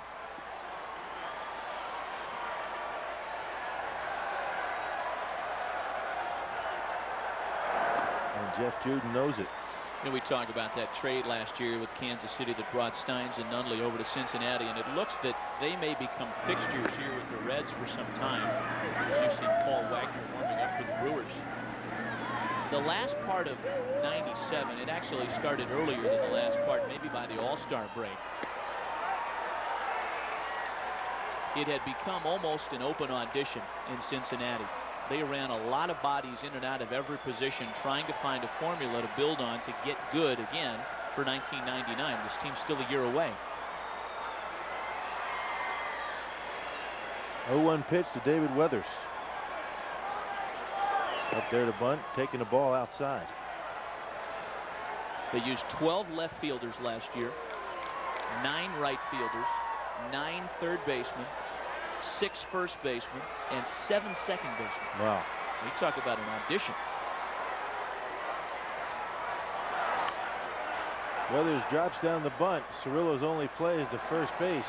Out number 2, but Nunnally moves into scoring position with 2 outs. Nicely done by David Weathers, ex-American leaguer. Probably not all that familiar with handling the baseball bat, but has looked pretty good today. That'll bring up the top of the order and Chris Steins. Steins got a base hit in 3 attempts.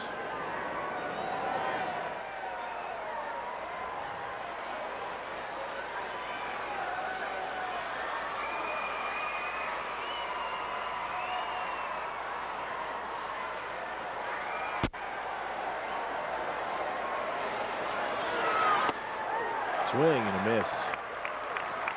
Well, when Juden's able to throw something other than the fastball in the first pitch, he has a chance. Pretty good split-fingered fastball that time. 0-1, 2 outs. Fouled back. Juden out in front pretty quick on Steins. 0-2. Big run out there for Cincinnati. 5-4 ball game, 6th inning.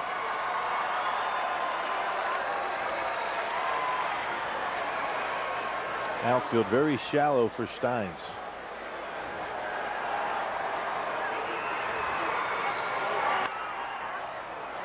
Fouled off right side.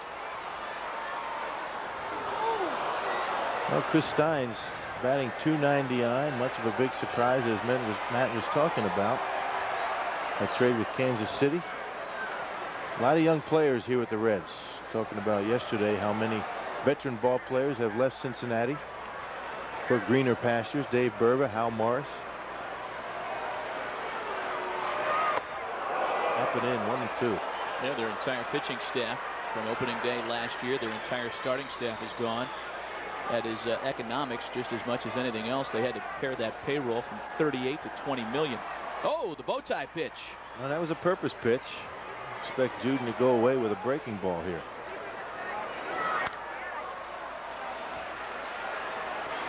Ground ball, that'll end the inning. So no damage. The walk to John Nunley. He's left stranded at second base.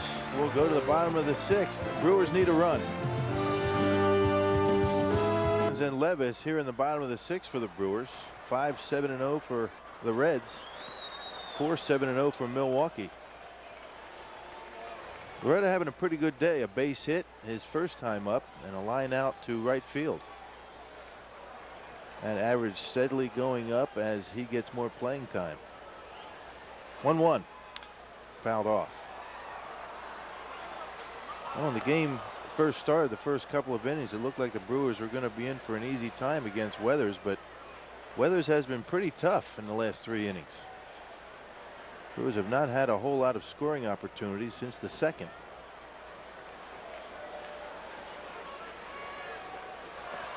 Breaking ball misses outside. Well, if you take Jeff Juden out of the lineup tonight, the Brewers are being shut out. How many times do you hear that? Get the pitcher out of there and you don't have any offense. Yeah.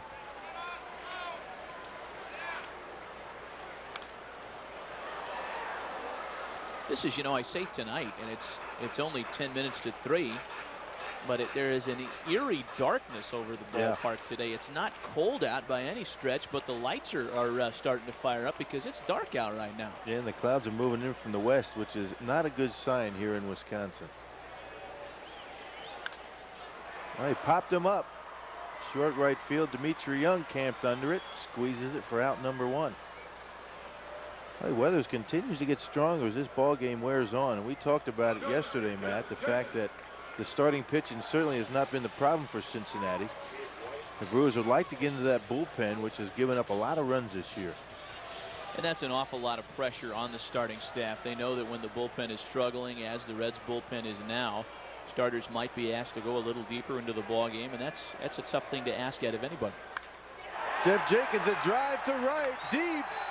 Nobody's going to get that one. Home run, Jeff Jenkins, his 3rd home run of the year, and the first here at County Stadium. A laser beam blast over the fence in right. No cheapies from this kid. You hang your laundry on those lines. Man. Well, the fans here in Milwaukee are going to like this young kid.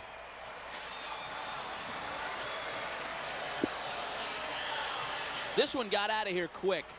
Unlike, say, a Burnett's home run that goes as high as it does deep, this one's hit on a line, and Jeff Jenkins has his 3rd home run in just 17 major league at-bats. Now, if you talk to Sal Bando about Jeff Jenkins, he talks about a good line drive hitter, a gap hitter.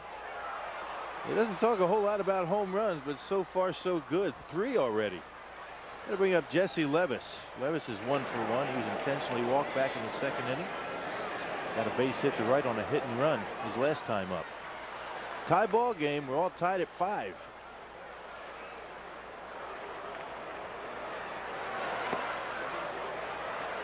Two and 1. Well, Matt, the Brewers are right now having a drawing for charity. They're drawing for signed autographed Brewer items, balls, bats, gloves, hats.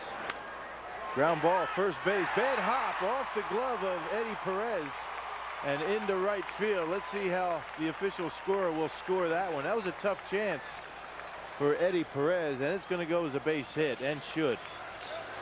Yeah, that really was a tough chance on a hop that just ate him up. Perez wears the glove on the left hand, but even that couldn't help him. Look how the hop just handcuffs him.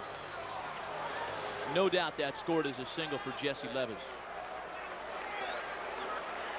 Well, fans can purchase tickets to partake in a raffle for those items behind home plate. That's happening today, and will also happen on May 9th on a Saturday.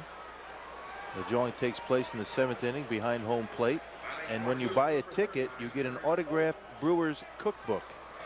A lot of the recipes from the players' wives and the players themselves. And I'm sure, Matt, you have a recipe in that book, Yep. don't you? You got my recipe for spaghetti is in there. Yep. Open up the can and heat her up. Well, Phil Garner's going to go to a pinch hitter. Jeff Juden due up. It's going to be Eric Owens. Owens has been hot in his last couple of opportunities. Had a home run in Los Angeles, and last night pinch hit, got a base hit for an RBI, and that was a big run for Milwaukee.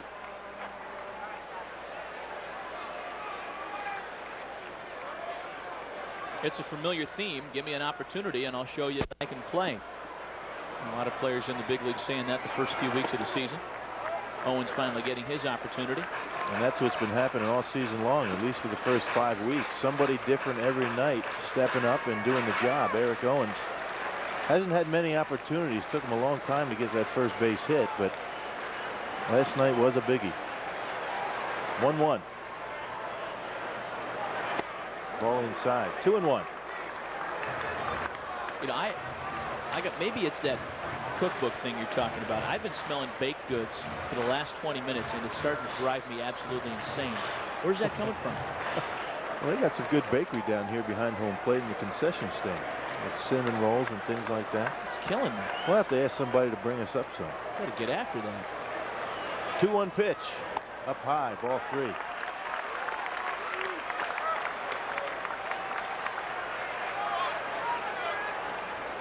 Now Levis not with a whole lot of speed at first base. Eric Owens giving Joe Youngblood a long look down at third base.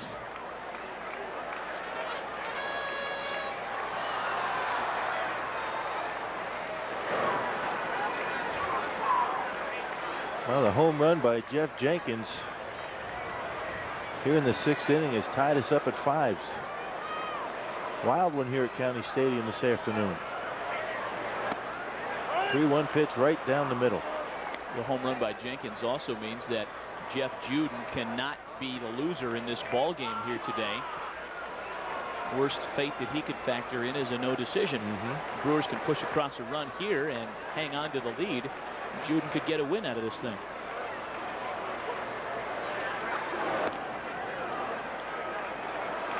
Well, Weathers trying to keep Levis close. 3-2, 1 out. You would expect Levis to be running on the pitch to stay out of the double play. And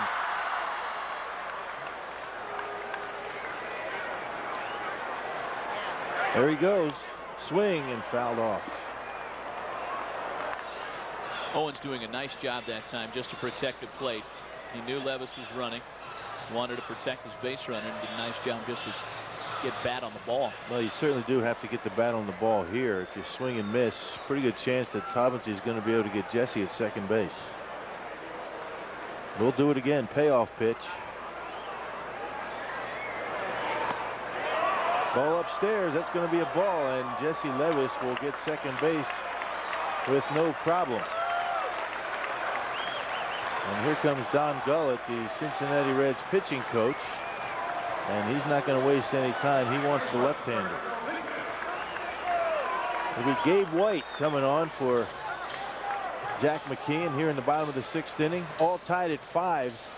A little bit of trouble here brewing for the Reds. First and second, 1 out. Gabe White threw in yesterday's ball game. And we'll give you his numbers when we come back. Reds bring on the left-hander, and he is 26-year-old left-hander Gabe White. Gabe White came up originally with the Montreal Expos, entered last night's game in the 8th inning with the bases loaded and nobody out, and retired the only 2 batters he faced, stranded all 3 base runners, did a nice magician's act yesterday for Cincinnati. Oh, White coming on with some trouble. First and second, 1 out.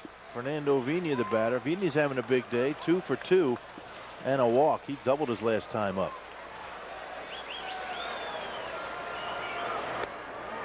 In for a strike.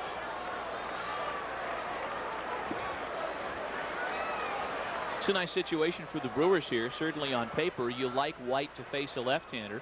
But when you talk about the particular left-hander, Fernando Vina, he's been hitting left-handed pitching very well. Up and in.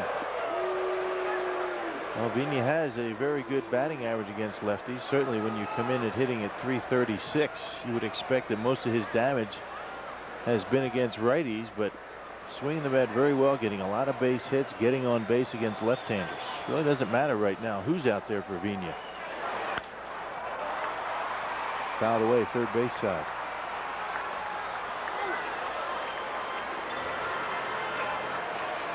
But at the very least, Fernando Vina would like to get the base runners to second and third with 2 away and give Cirillo a chance to punch him in. Jeff cashed in last night on a 2-run single with 2 away, runners at second and third. He's very good in clutch situations like that. 1-2 on Fernando Vina. Ground ball, Eddie Perez, very similar to last play. Gabe White does a nice job to get over to first base for the out. So Vina does advance the base runners. Almost got himself a base hit. Very well done by Eddie Perez on a series of tough hops. That ball just was magnetized on the line. Almost got past him. And as Bill mentioned, a very good job by Gabe White to get there quickly. That's a tough play. That'll bring up Jeff Cirillo. Cirillo hitless on the afternoon. And very surprised that Jack McKeon's not going to the right-hander in this situation. Cirillo up there against the left-hander. First base is open, and they elect to pitch to him.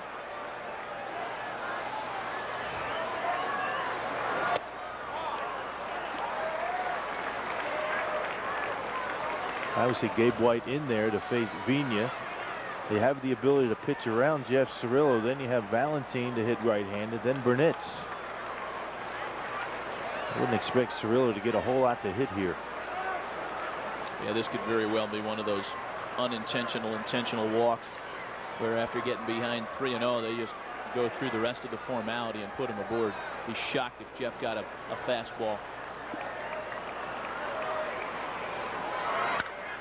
There it is, line drive, center field. Nunnally got a bad jump on the ball. What a catch by Nunnally. Oh my, a beauty.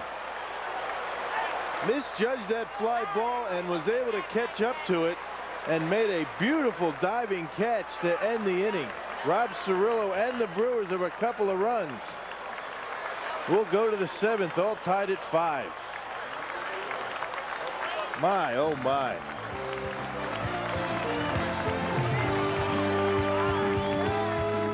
Well, we go to the 7th, and the Brewers have gone to the bullpen in place of Jeff Juden. After 6, the starter done today. It's left-hander Mike Myers. Well, Mike Myers has done a nice job since coming over here from the Detroit Tigers. Now you see his numbers, 1-0. Look at the earned run average. Can't get much better than that. Just a tick over 1 in name number 16 today. It's Mike Myers' first outing since Tuesday. He worked at Dodger Stadium, worked 2/3 of an inning, did not allow a hit. In fact, he's only allowed 1 hit over his last 10 outings. He will face the left-handed hitting triumvirate of Green, Young, and Taubensee here in the 7th. Tied at 5, top of the 7th inning. And we very well could be sitting here with a Brewer lead of 7-5 had it not been for the highlight reel catch made by John Nunnally in the bottom of the 6th on a ball that was officially behind him. Yeah. I mean, that was past him. You're not going to see a much better catch than that, but Not only made it look a little bit better than it should have been, he made a bad break on the ball, came in a couple of steps, realized the ball was going over his head, but he had the speed to make up for it. Looked a lot like that Jim Edmonds catch last year, didn't it? Yeah. So the two genius announcers are sitting up here saying, I'd be shocked if he got a fastball. Bang, fastball. Looked like your 2-run double, and then Nunley comes up with the play of the year. Well, if you look at the situation, there's really no reason why Jack McKeon should have pitched to Jeff Cirillo in that situation. You got first base open. You've got 2 outs, and you've got a guy, Valentin, who has struggled against left-handed pitching, and then Burnitz. They just got away with a pitch that they would rather have not thrown. Cirillo hit it hard, but right at somebody. Yeah, that's living awfully dangerous. Chad Fox in the Brewer bullpen behind Myers. Jeff Juden done after 6 innings today. He will not factor in the decision. The Nukester went 6 innings, allowed the 5 runs, all of them earned. 5 runs on 7 hits. He walked 3 and struck out 4. Called strike 3. Got him with the little slider over the outside portion. And see Willie Green, as he walked off, put an X with the end of the bat where he thought the ball was. Harry Wendelstedt didn't agree. Good job by Jesse Levis to make it look good. See the way he framed that ball and just held it there. Well, what was the first professional baseball team in the United States? The Cincinnati Red Stockings. Should have known, huh? All of our trivia questions have something to do with one of the 2 teams that we're playing. Wouldn't have got that one, though. Led by George and Harry Wright, the Wright brothers. Got my Red Stockings pennant hanging up in my apartment at home. Was Marge Schott the owner then? I think she was. That was before she got the car dealership. And the dogs. 2-0 on Dimitri Young, the switch hitter, batting from the right side. Heads up, boys. Heads up in the well today, boys.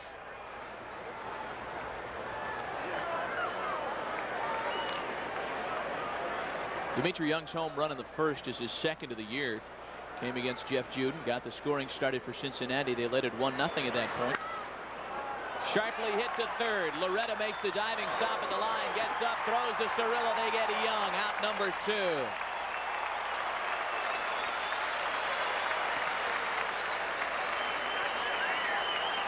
Haven't lost much with Loretta at third and Cirillo at first. Well, that's the 3rd great defensive play by the Brewers today. And Loretta able to get it as it going down the line and has the presence of mind to get up. Knew he had some time and made a good throw to Cirillo. I think he knew something when he put Loretta over there and Cirillo at first. That move has really been a stroke of genius. Eddie Taubensee now with 2 away and the base is empty. Taubensee has struck out, doubled, and walked. Lined into right. Burnett started in, recovers, and puts away the line drive to ensure the 1-2-3 perfect 7th for Mike Myers. 7th inning stretch at County Stadium. Brewers and Reds locked up 5 apiece. 7th inning stretch having been completed, we go to the bottom half. Jose Valentin to lead things off in the midst of a 5-5 tie. Valentin, Burnitz, and Grissom.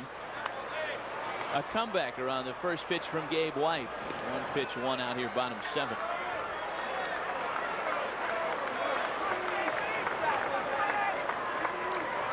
Let's take a look at that Miller Genuine Draft National League scoreboard. Activity at Shea, Rocks, and Mets tied at 3s in the 8th. A few day games today. St. Louis trying to get one from the Cubs. Arizona at Montreal later tonight. The Diamondbacks taking the worst record in Major League Baseball into that game up at the O-Dome. Pittsburgh hosting LA.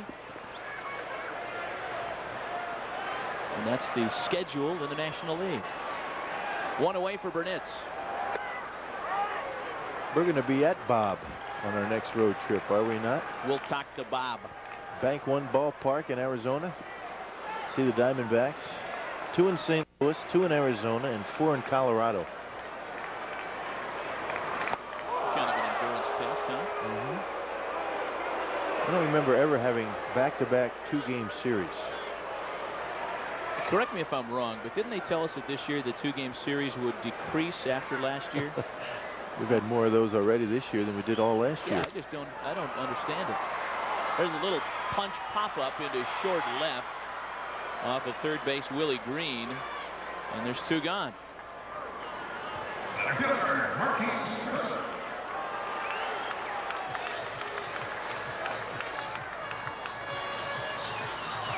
But Gabe White has retired all 4 he's faced. As you check the Miller Genuine Draft American League scoreboard, Texas very hot, so are the Red Sox. Rangers prevail on that one. Cleveland shutting out Tampa Bay. They had some rain there at the Jake. Baltimore and Minnesota tied at 6 in the 7th. How about Oakland? They've reeled together a winning streak, trying to play pretty well there in the West. Yeah, got a tough game today facing Roger Clemens. And everything else in the American later tonight. Here we're tied at 5s in the bottom of the 7th. And that Oakland team has reeled off a winning streak of 6 consecutive very quietly. They've gotten out of the cellar in the American League West for the first time in a good number of months, dating back to last year. Led by Tom Candiotti.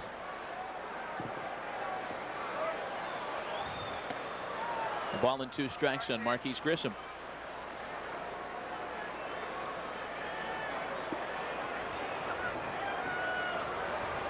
Tomorrow it's the finale of this series. Reds and Brewers tee it up at 1:05. Join us out here at the ballpark tomorrow. Brett Tomko, the ace of this Cincinnati staff. Very good young starting pitcher for Jack McKeon's bunch on the mound for the Reds. And Cal Eldred gets the nod for Milwaukee.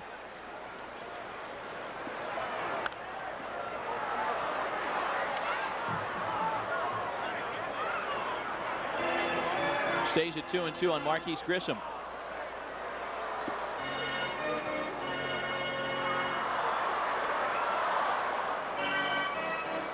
Now, do you think Jeff Jenkins is anxious for his next at bat? Not supposed to have 2 guys in the on-deck circle, but Jenkins can't wait. Hit me up there. Let me bat in front of you, Lo. Come on. Let me at him. I'll murder him.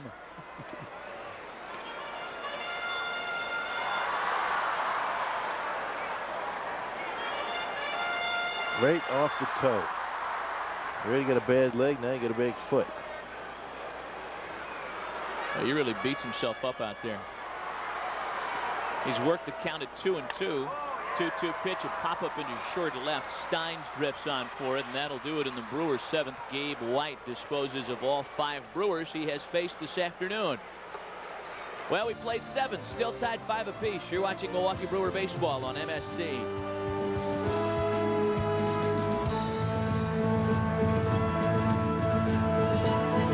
No. And Fox takes over on the mound as we head to the 8th inning. Fox will face Boone, Larkin, and Perez scheduled in the Cincinnati 8th.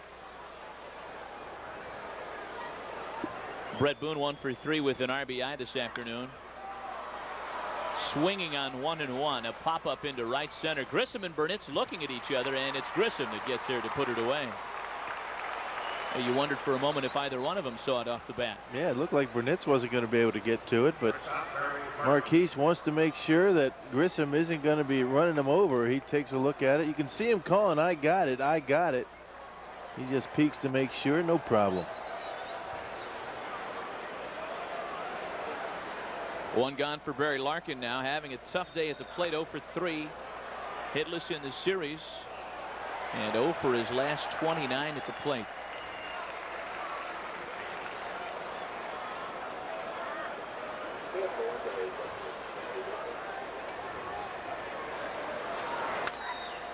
You know, it's hard to imagine over the long history of the Cincinnati Reds that they've only ever had one $5 million a year player in their 129-year franchise history. And we're not trying to belittle the figure. That is an unghastly amount of money. And not many clubs have $5 million guys. But the Reds until this past couple of years, never really considered truly a small market team. A base hit for Larkin, and that ends the longest drought of his career. Well, Barry Larkin just too good of a hitter to remain hitless forever. He's hit the ball hard a couple of times in this series, but just has not been able to find a hole. This time Chad Fox gets the slider up in the zone and on the inner half, and those are the ones that are easy to hit. Or I should say easier to hit. Eduardo Perez now.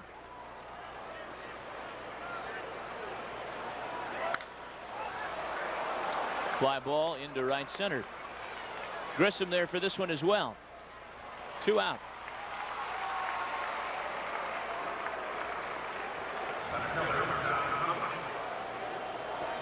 Well, the more and more you watch Chad Fox, the more you notice that hitters are up there looking for the first pitch fastball and swinging at it. When you're facing Fox, you don't want to get down on the count 0-1, 1-2, because you're going to have to go after that slider. And there aren't too many hitters that have proven that they can hit it. When he puts it in a location that he wants it, it's unhittable.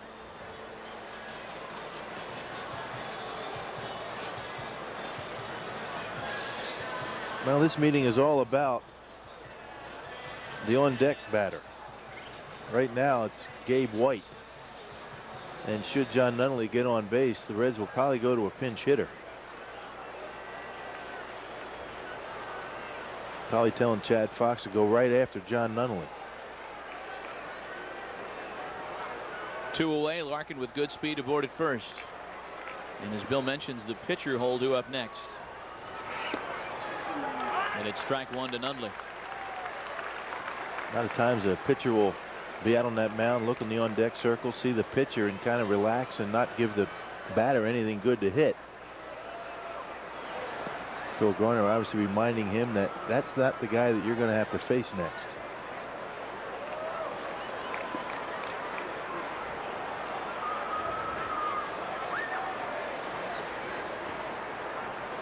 Tied at 5s in the top of the 8th.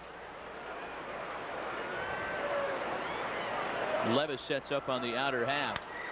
That's where the pitch is delivered and fouled away by Nunnally.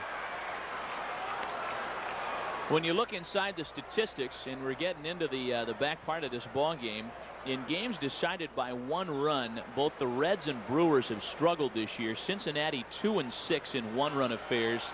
The Brewers just 3-6 in 1-run decisions this year.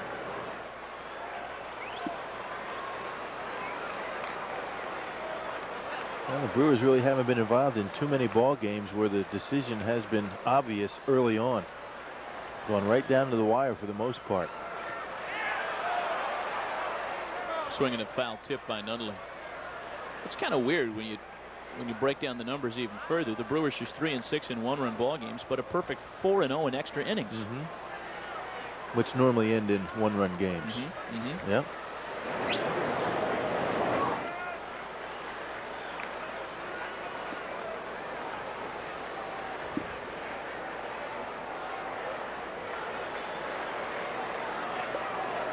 So it's still 1-2 on John Nunnally. Larkin from first with 2 away. From the stretch, Chad Fox. That one skips in the dirt, 2-2. Boy, nice play by Levis. That ball was clearly 2 or 3 feet in front of home plate. Tough to block, but watch Jesse. He doesn't try and catch the ball. It's all about the chest protector. Nice job.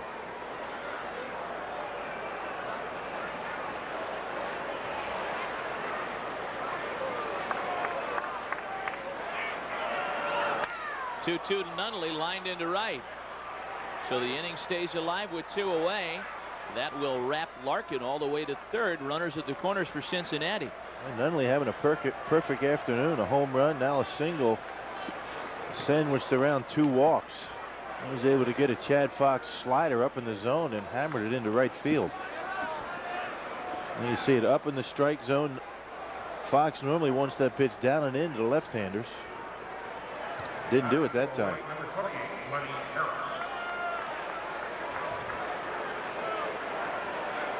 So as Bill speculated earlier, the Reds will go to a pinch hitter here.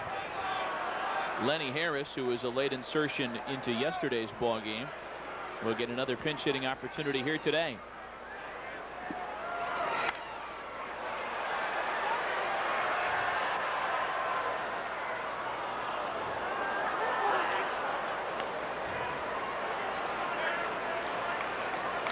Harris actually finished yesterday 2 for 2 after entering as a pinch hitter.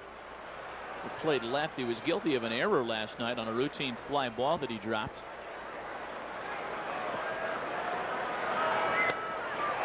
Oh, and 2 now. You see Harris taking a fastball right down the middle, obviously looking for that slider. Fox able to cross him up. Levis sets up outside. The 0-2 from Fox. A shot back over the box, and that'll score a run. Lenny Harris on an 0-2 pitch delivers a big RBI single, and the Reds go back on top 6-5. Well, that's why the Reds have a guy, and most National League clubs have a hitter like a Lenny Harris, a veteran hitter, knows himself, and a pretty good at-bat. He got behind. Fox tried to sneak the fastball by him upstairs, but he's able to get the bat on it and sneak it through the infield for a big RBI. A pinch hitter is very important over here in the National League. 3 hits in the inning for Cincinnati against Chad Fox, and now it's top of the order. Chris Steins slicing into the corner. This one will be foul. Now, credit the Reds. Every time the Brewers have come back in this ball game, the Reds have been able to tie it and eventually go back in front. A lead that has flip-flopped ever since the first inning.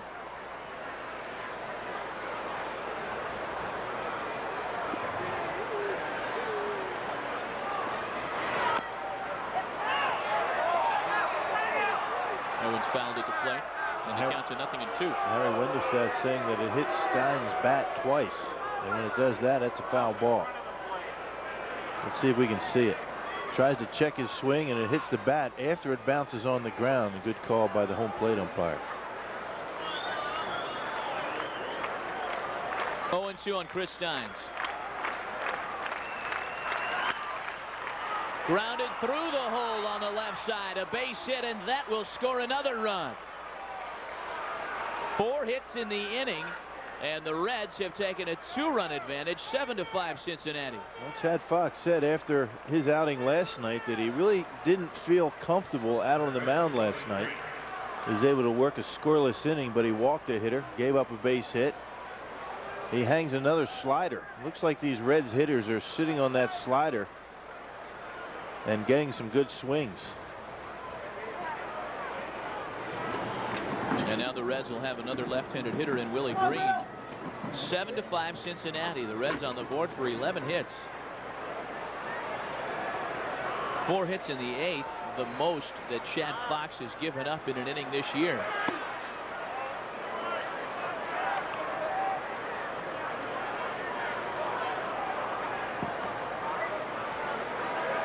Green has been quiet outside the solo home run back in the 3rd against Juden.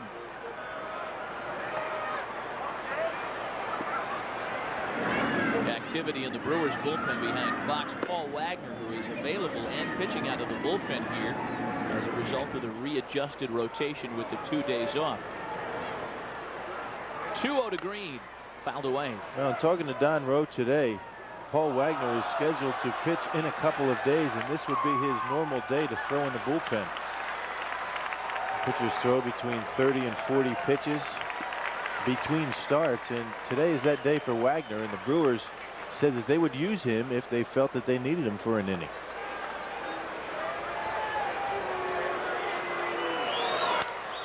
The 2-1 pitch grounded to second. Vina makes a good play, flips to Valentin. They force out Steins and end the 8th.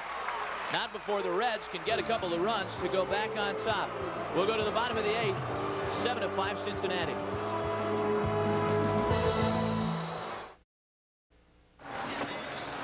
Well, let's take a look at today's Discover Card Payback Playback. One of the fine defensive plays by the Brewers. This time Burnett's in the alley in right center. The snow cone catch for a beautiful out by Burnett's. Good jump, good catch.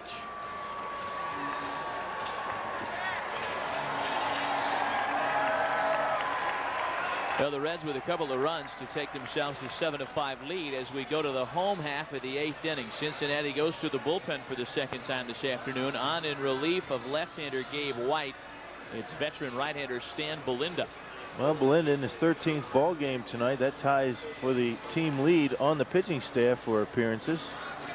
3.92 earned run average. He's 1 in 3. Stan Belinda, one of 3 sidearmers in this Red staff. You don't see that a whole lot. 20 2/3 innings, he's given up only 19 hits. But look at the walks. 15 walks and 15 strikeouts. That's quite a bit.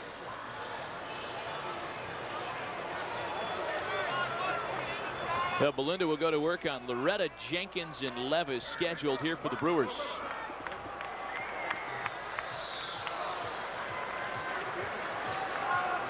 Loretta 1 for 3 today, singled in the second against the starter David Weathers. Neither starter is going to factor in this thing. Right now your pitchers of record are Gabe White and Chad Fox. Of course, that's subject to change based on what the Brewers have to say in the 8th and 9th.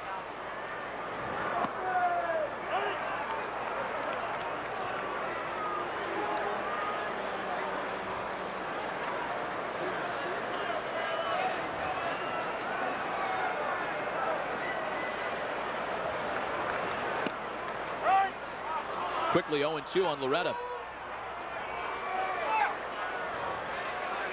And Belinda, one of those veteran right-handers that is very effective against right-handed batters. See that sidearm style? Not as effective against lefties. Ball and 2 strikes. And an interesting decision to go to Belinda here in the 8th. As the Brewers have a couple of left-handers scheduled. Jeff Jenkins on deck is a left-hander with pop. Makes an important at-bat for Loretta to try and get a board in front of him.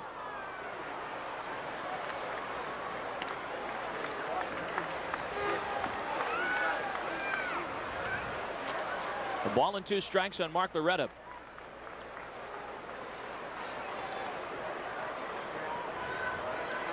Stan Belinda came to the Reds via free agency in '96. Spent the entire season in Cincinnati last year.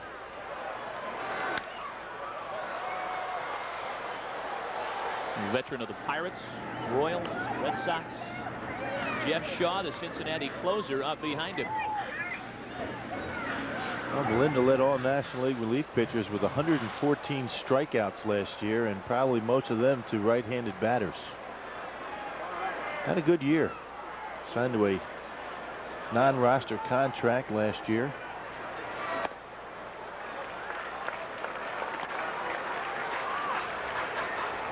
He's been used as a closer during various points of his career, has Stan Belinda.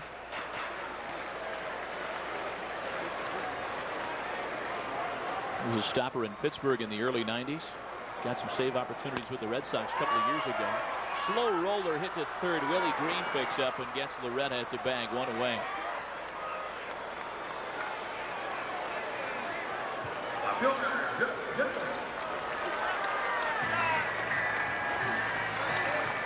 That'll bring up Jeff Jenkins now. Scored a run in all 3 of his at-bats. Touched them all on his 3rd home run of the year back in the 6th. Well, there's more baseball action to come with Fox Baseball Thursdays on MSC. Catch the National League play as the Marlins take on the Dodgers Thursday night at 6. For your complete coverage of the major leagues, tune into MSC, your ultimate sports connection. High pop, Willie Green by the tarp. Avoids becoming Vince Coleman and puts away the out for round number 2. Oh, nice play by Willie Green. The idea there is to get to the tarp, go as far as you can, and then adjust toward the field. That's exactly what he did. Well, Stan Belinda, one of those guys, he throws sidearm, but he has a pretty good arm. He'll throw that pitch in the 90s, low 90s. Watch Willie Green. He gets to the barrier, knows where he's at, and then adjusts.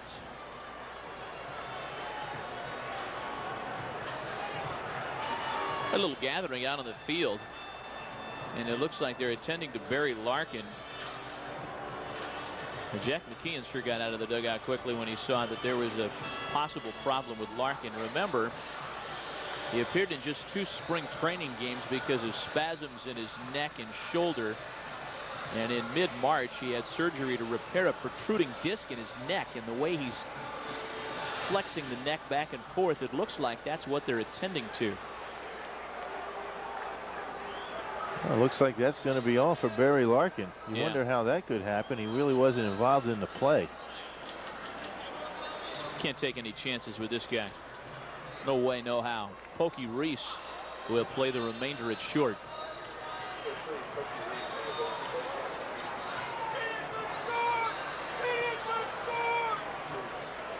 Calvin Pokey Reese, the Reds' #1 selection in June of '91 from a high school in South Carolina.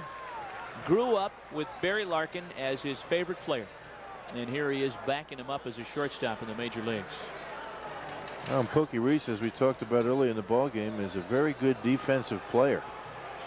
Certainly no Barry Larkin with a bat, but you don't lose a whole lot with Pokey Reese out there, particularly when you have a 2-run lead late in the ball game. Fans batter up for Icelandic brand Fish Fry Fridays. Enjoy choice beer battered fillets and all the trimmings every Friday night at County Stadium. Plus receive a half-price Upper Deck coupon. Call 933-9000. Well, 2 away, the base is empty. The Reds have gone ahead and inserted the new shortstop Pokey Reese in place of the injured Barry Larkin. If we get word as to the nature of the injuries, we'll certainly relay it to you. And now time is taken again as a ball gets free from the stands.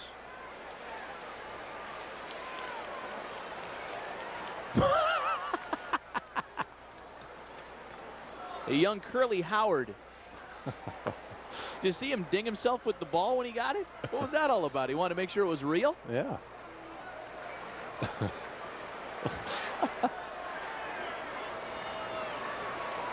0-1 the count on Jesse Levis.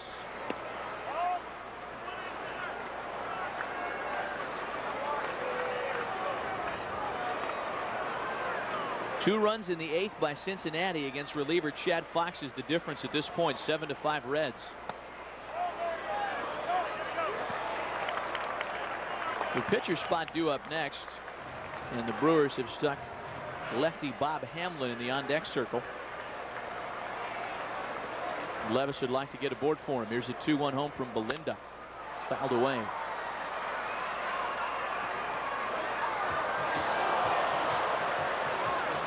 Now you got to knock yourself on the head with it.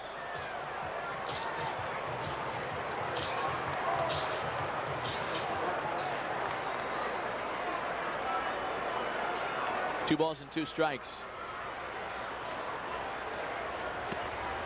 Full count now. I'd certainly like to see Jesse get on first base to allow Hamlin to try and tie this one up.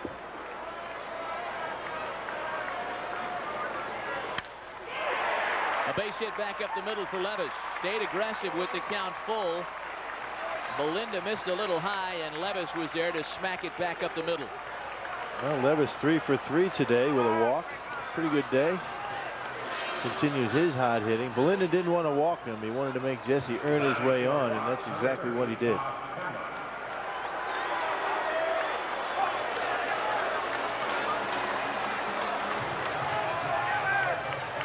So Bob Hamlin steps to the plate as a pinch hitter now, representing the tying run.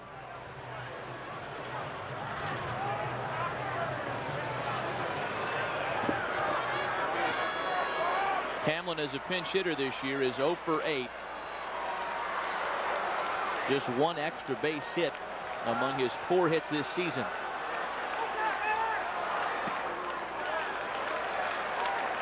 Well, his job right now is not to just try and dink one over the shortstop. Get a pitch that he thinks he can drive and put a pretty good swing on it.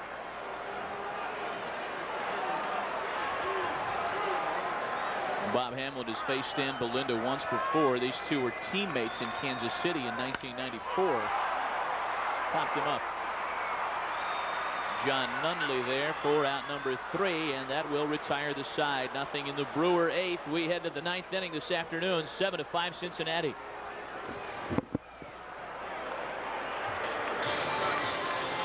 We'll go to the 9th inning with the Brewers down by a pair and trying to keep it that way. On in relief for the first time this season is right-hander Paul Wagner. Well, Wagner has made 4 consecutive starts Got a 4.56 earned run average. A couple of tough losses. He's 1-2. Certainly that record could be a whole lot better if he had some luck. You see 22 2/3 innings, 20 hits, very good hits to innings ratio, but the walks a little bit high, and 16 strikeouts.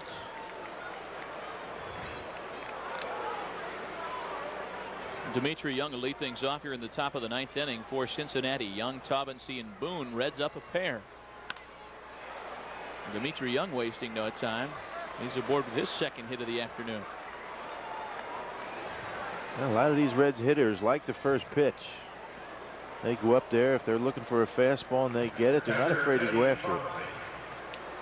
Very important to mix it up.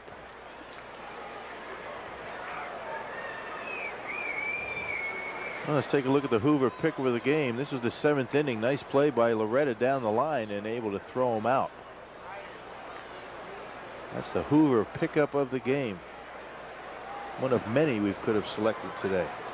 Another strong defensive showing by the Brewers. Eddie Taubensee, first pitch swinging, gaps one in left center. They're going to windmill big Dimitri Young all the way home. No play at the plate. An RBI double by Eddie Taubensee. And in the course of just 2 pitches, the Brewer deficit has grown to 3.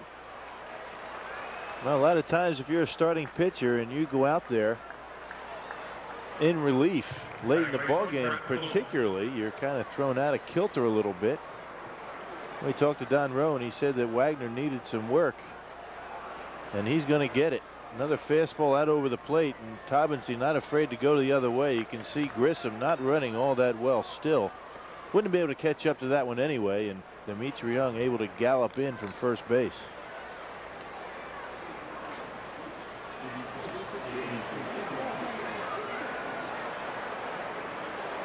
Brett Boone, the batter now, with the runner at second base. Run in and nobody out. Fisted to first. His ex-teammate at USC puts him away. Jeff Cirillo for out number 1. Well, you talk about your proverbial jam sandwich. That was it right there. You can't hit a ball any lower without them hitting your hands. A good pitch by Paul Wagner eats up Brett Boone. Watch where this pitch is hit. You talk about getting jammed. Ouch. What? One away for Pokey Reese, making his first plate appearance since coming on for the injured Barry Larkin.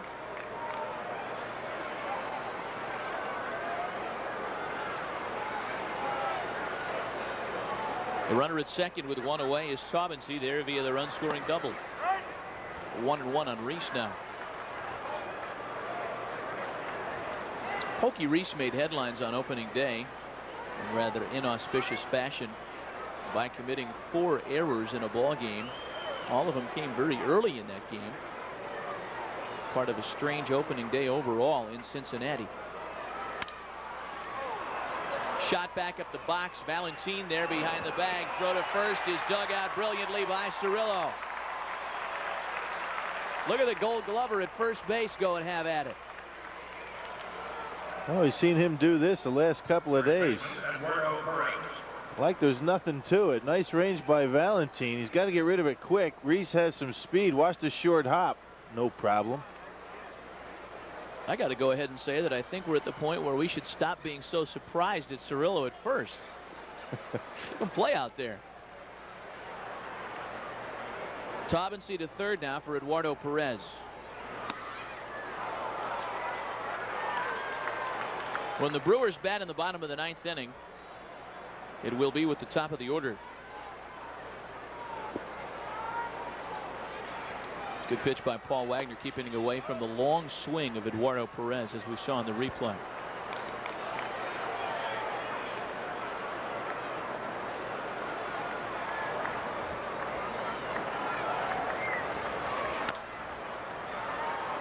Ball and 2 strikes now.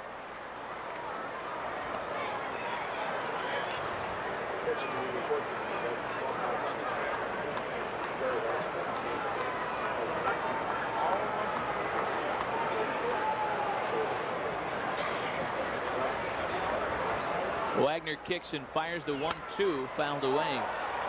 We have a report out of the Reds clubhouse on the injury to Barry Larkin. And he was pulled out of there as a precautionary measure. Cramped up. Just cramped up in the shoulder and the neck area. And that was enough to get him out of there. They're just not going to take any chances with him coming off that surgery. Here's the 1-2. Called strike 3. Busted him with a fastball over the inside.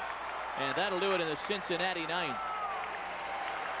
Well, we go to the bottom of the ninth inning this afternoon. Brewers are going to have to come up with some offense, trailing the Reds 8-5. Well, we're back for the bottom of the ninth inning. And to get us there, the Reds have gone to their closer. Right-hander Jeff Shaw takes over on the mound. Looking for the save opportunity here. He's got himself a 3-run cushion. Reds on top of the Brewers 8-5. Jeff Shaw 7 for 10 in save opportunities. He has been struggling as of late. He's a hard thrower with some pretty good stuff. 2.45 earned run average, 0-2 with those 7 saves. Doug Jones and Rod Beck lead the National League with 9. 5 walks, 14 strikeouts in 14 2/3, only 10 hits.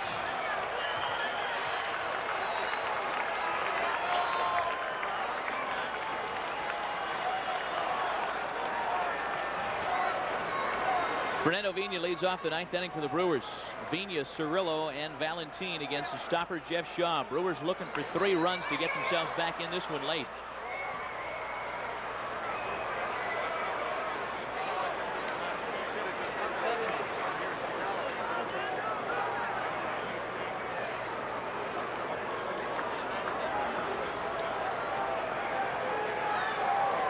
Pat Watkins inserted in as a new center fielder for the Reds here in this stop situation in the ninth. Vina lays down the drag bunt. Shaw gets there quickly, tosses to first, 1 away.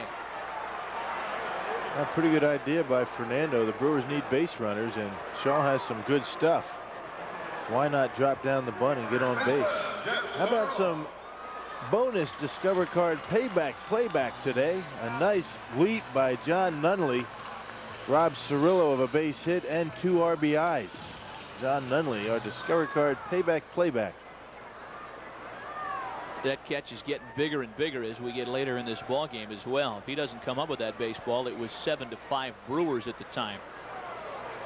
And my, how that really changed the comeback attempt by Milwaukee. 1 away for Cirillo.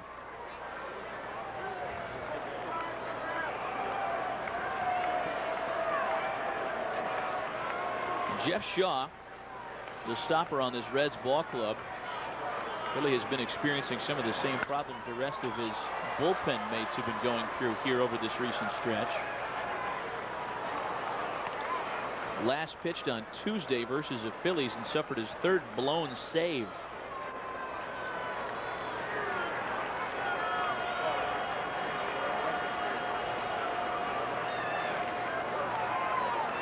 Just the problems that closers work through during the course of a season.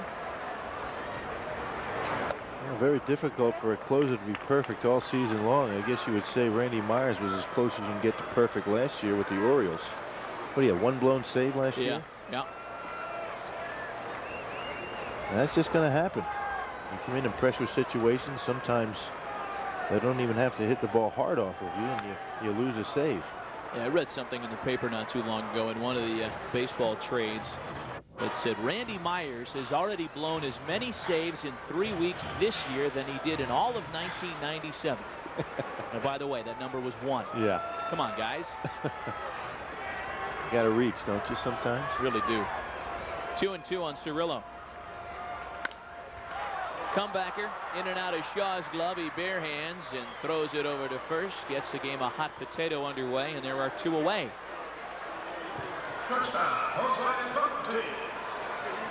So the Brewers will have 1 more crack, and he'll step to the plate in the form of Jose Valentin.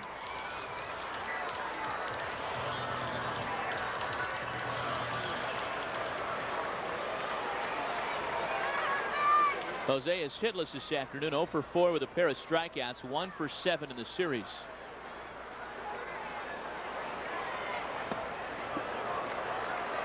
Well, what had been a weakness with the Reds has been a strong point today. Since getting into the bullpen, the Reds have gotten tough. Gabe White, Stan Belinda, and now Jeff Shaw have combined to shut out the Brewers. And except for that line drive off the bat of Cirillo that Nunley was able to grab on our Discover Card playback, really the Brewers have not hit the ball hard all that much off the relievers. 0-2 on Valentine.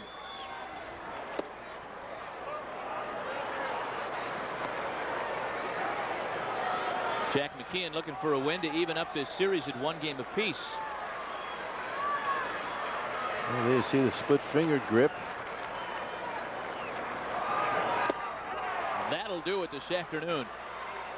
In rather convincing fashion, Jeff Shaw retires the side in order in the 9th, and the Reds have bounced back on this Saturday afternoon with a win at County Stadium to tie the series at 1 game apiece. Cincinnati a winner today, 8-5. Bill and I return right after this.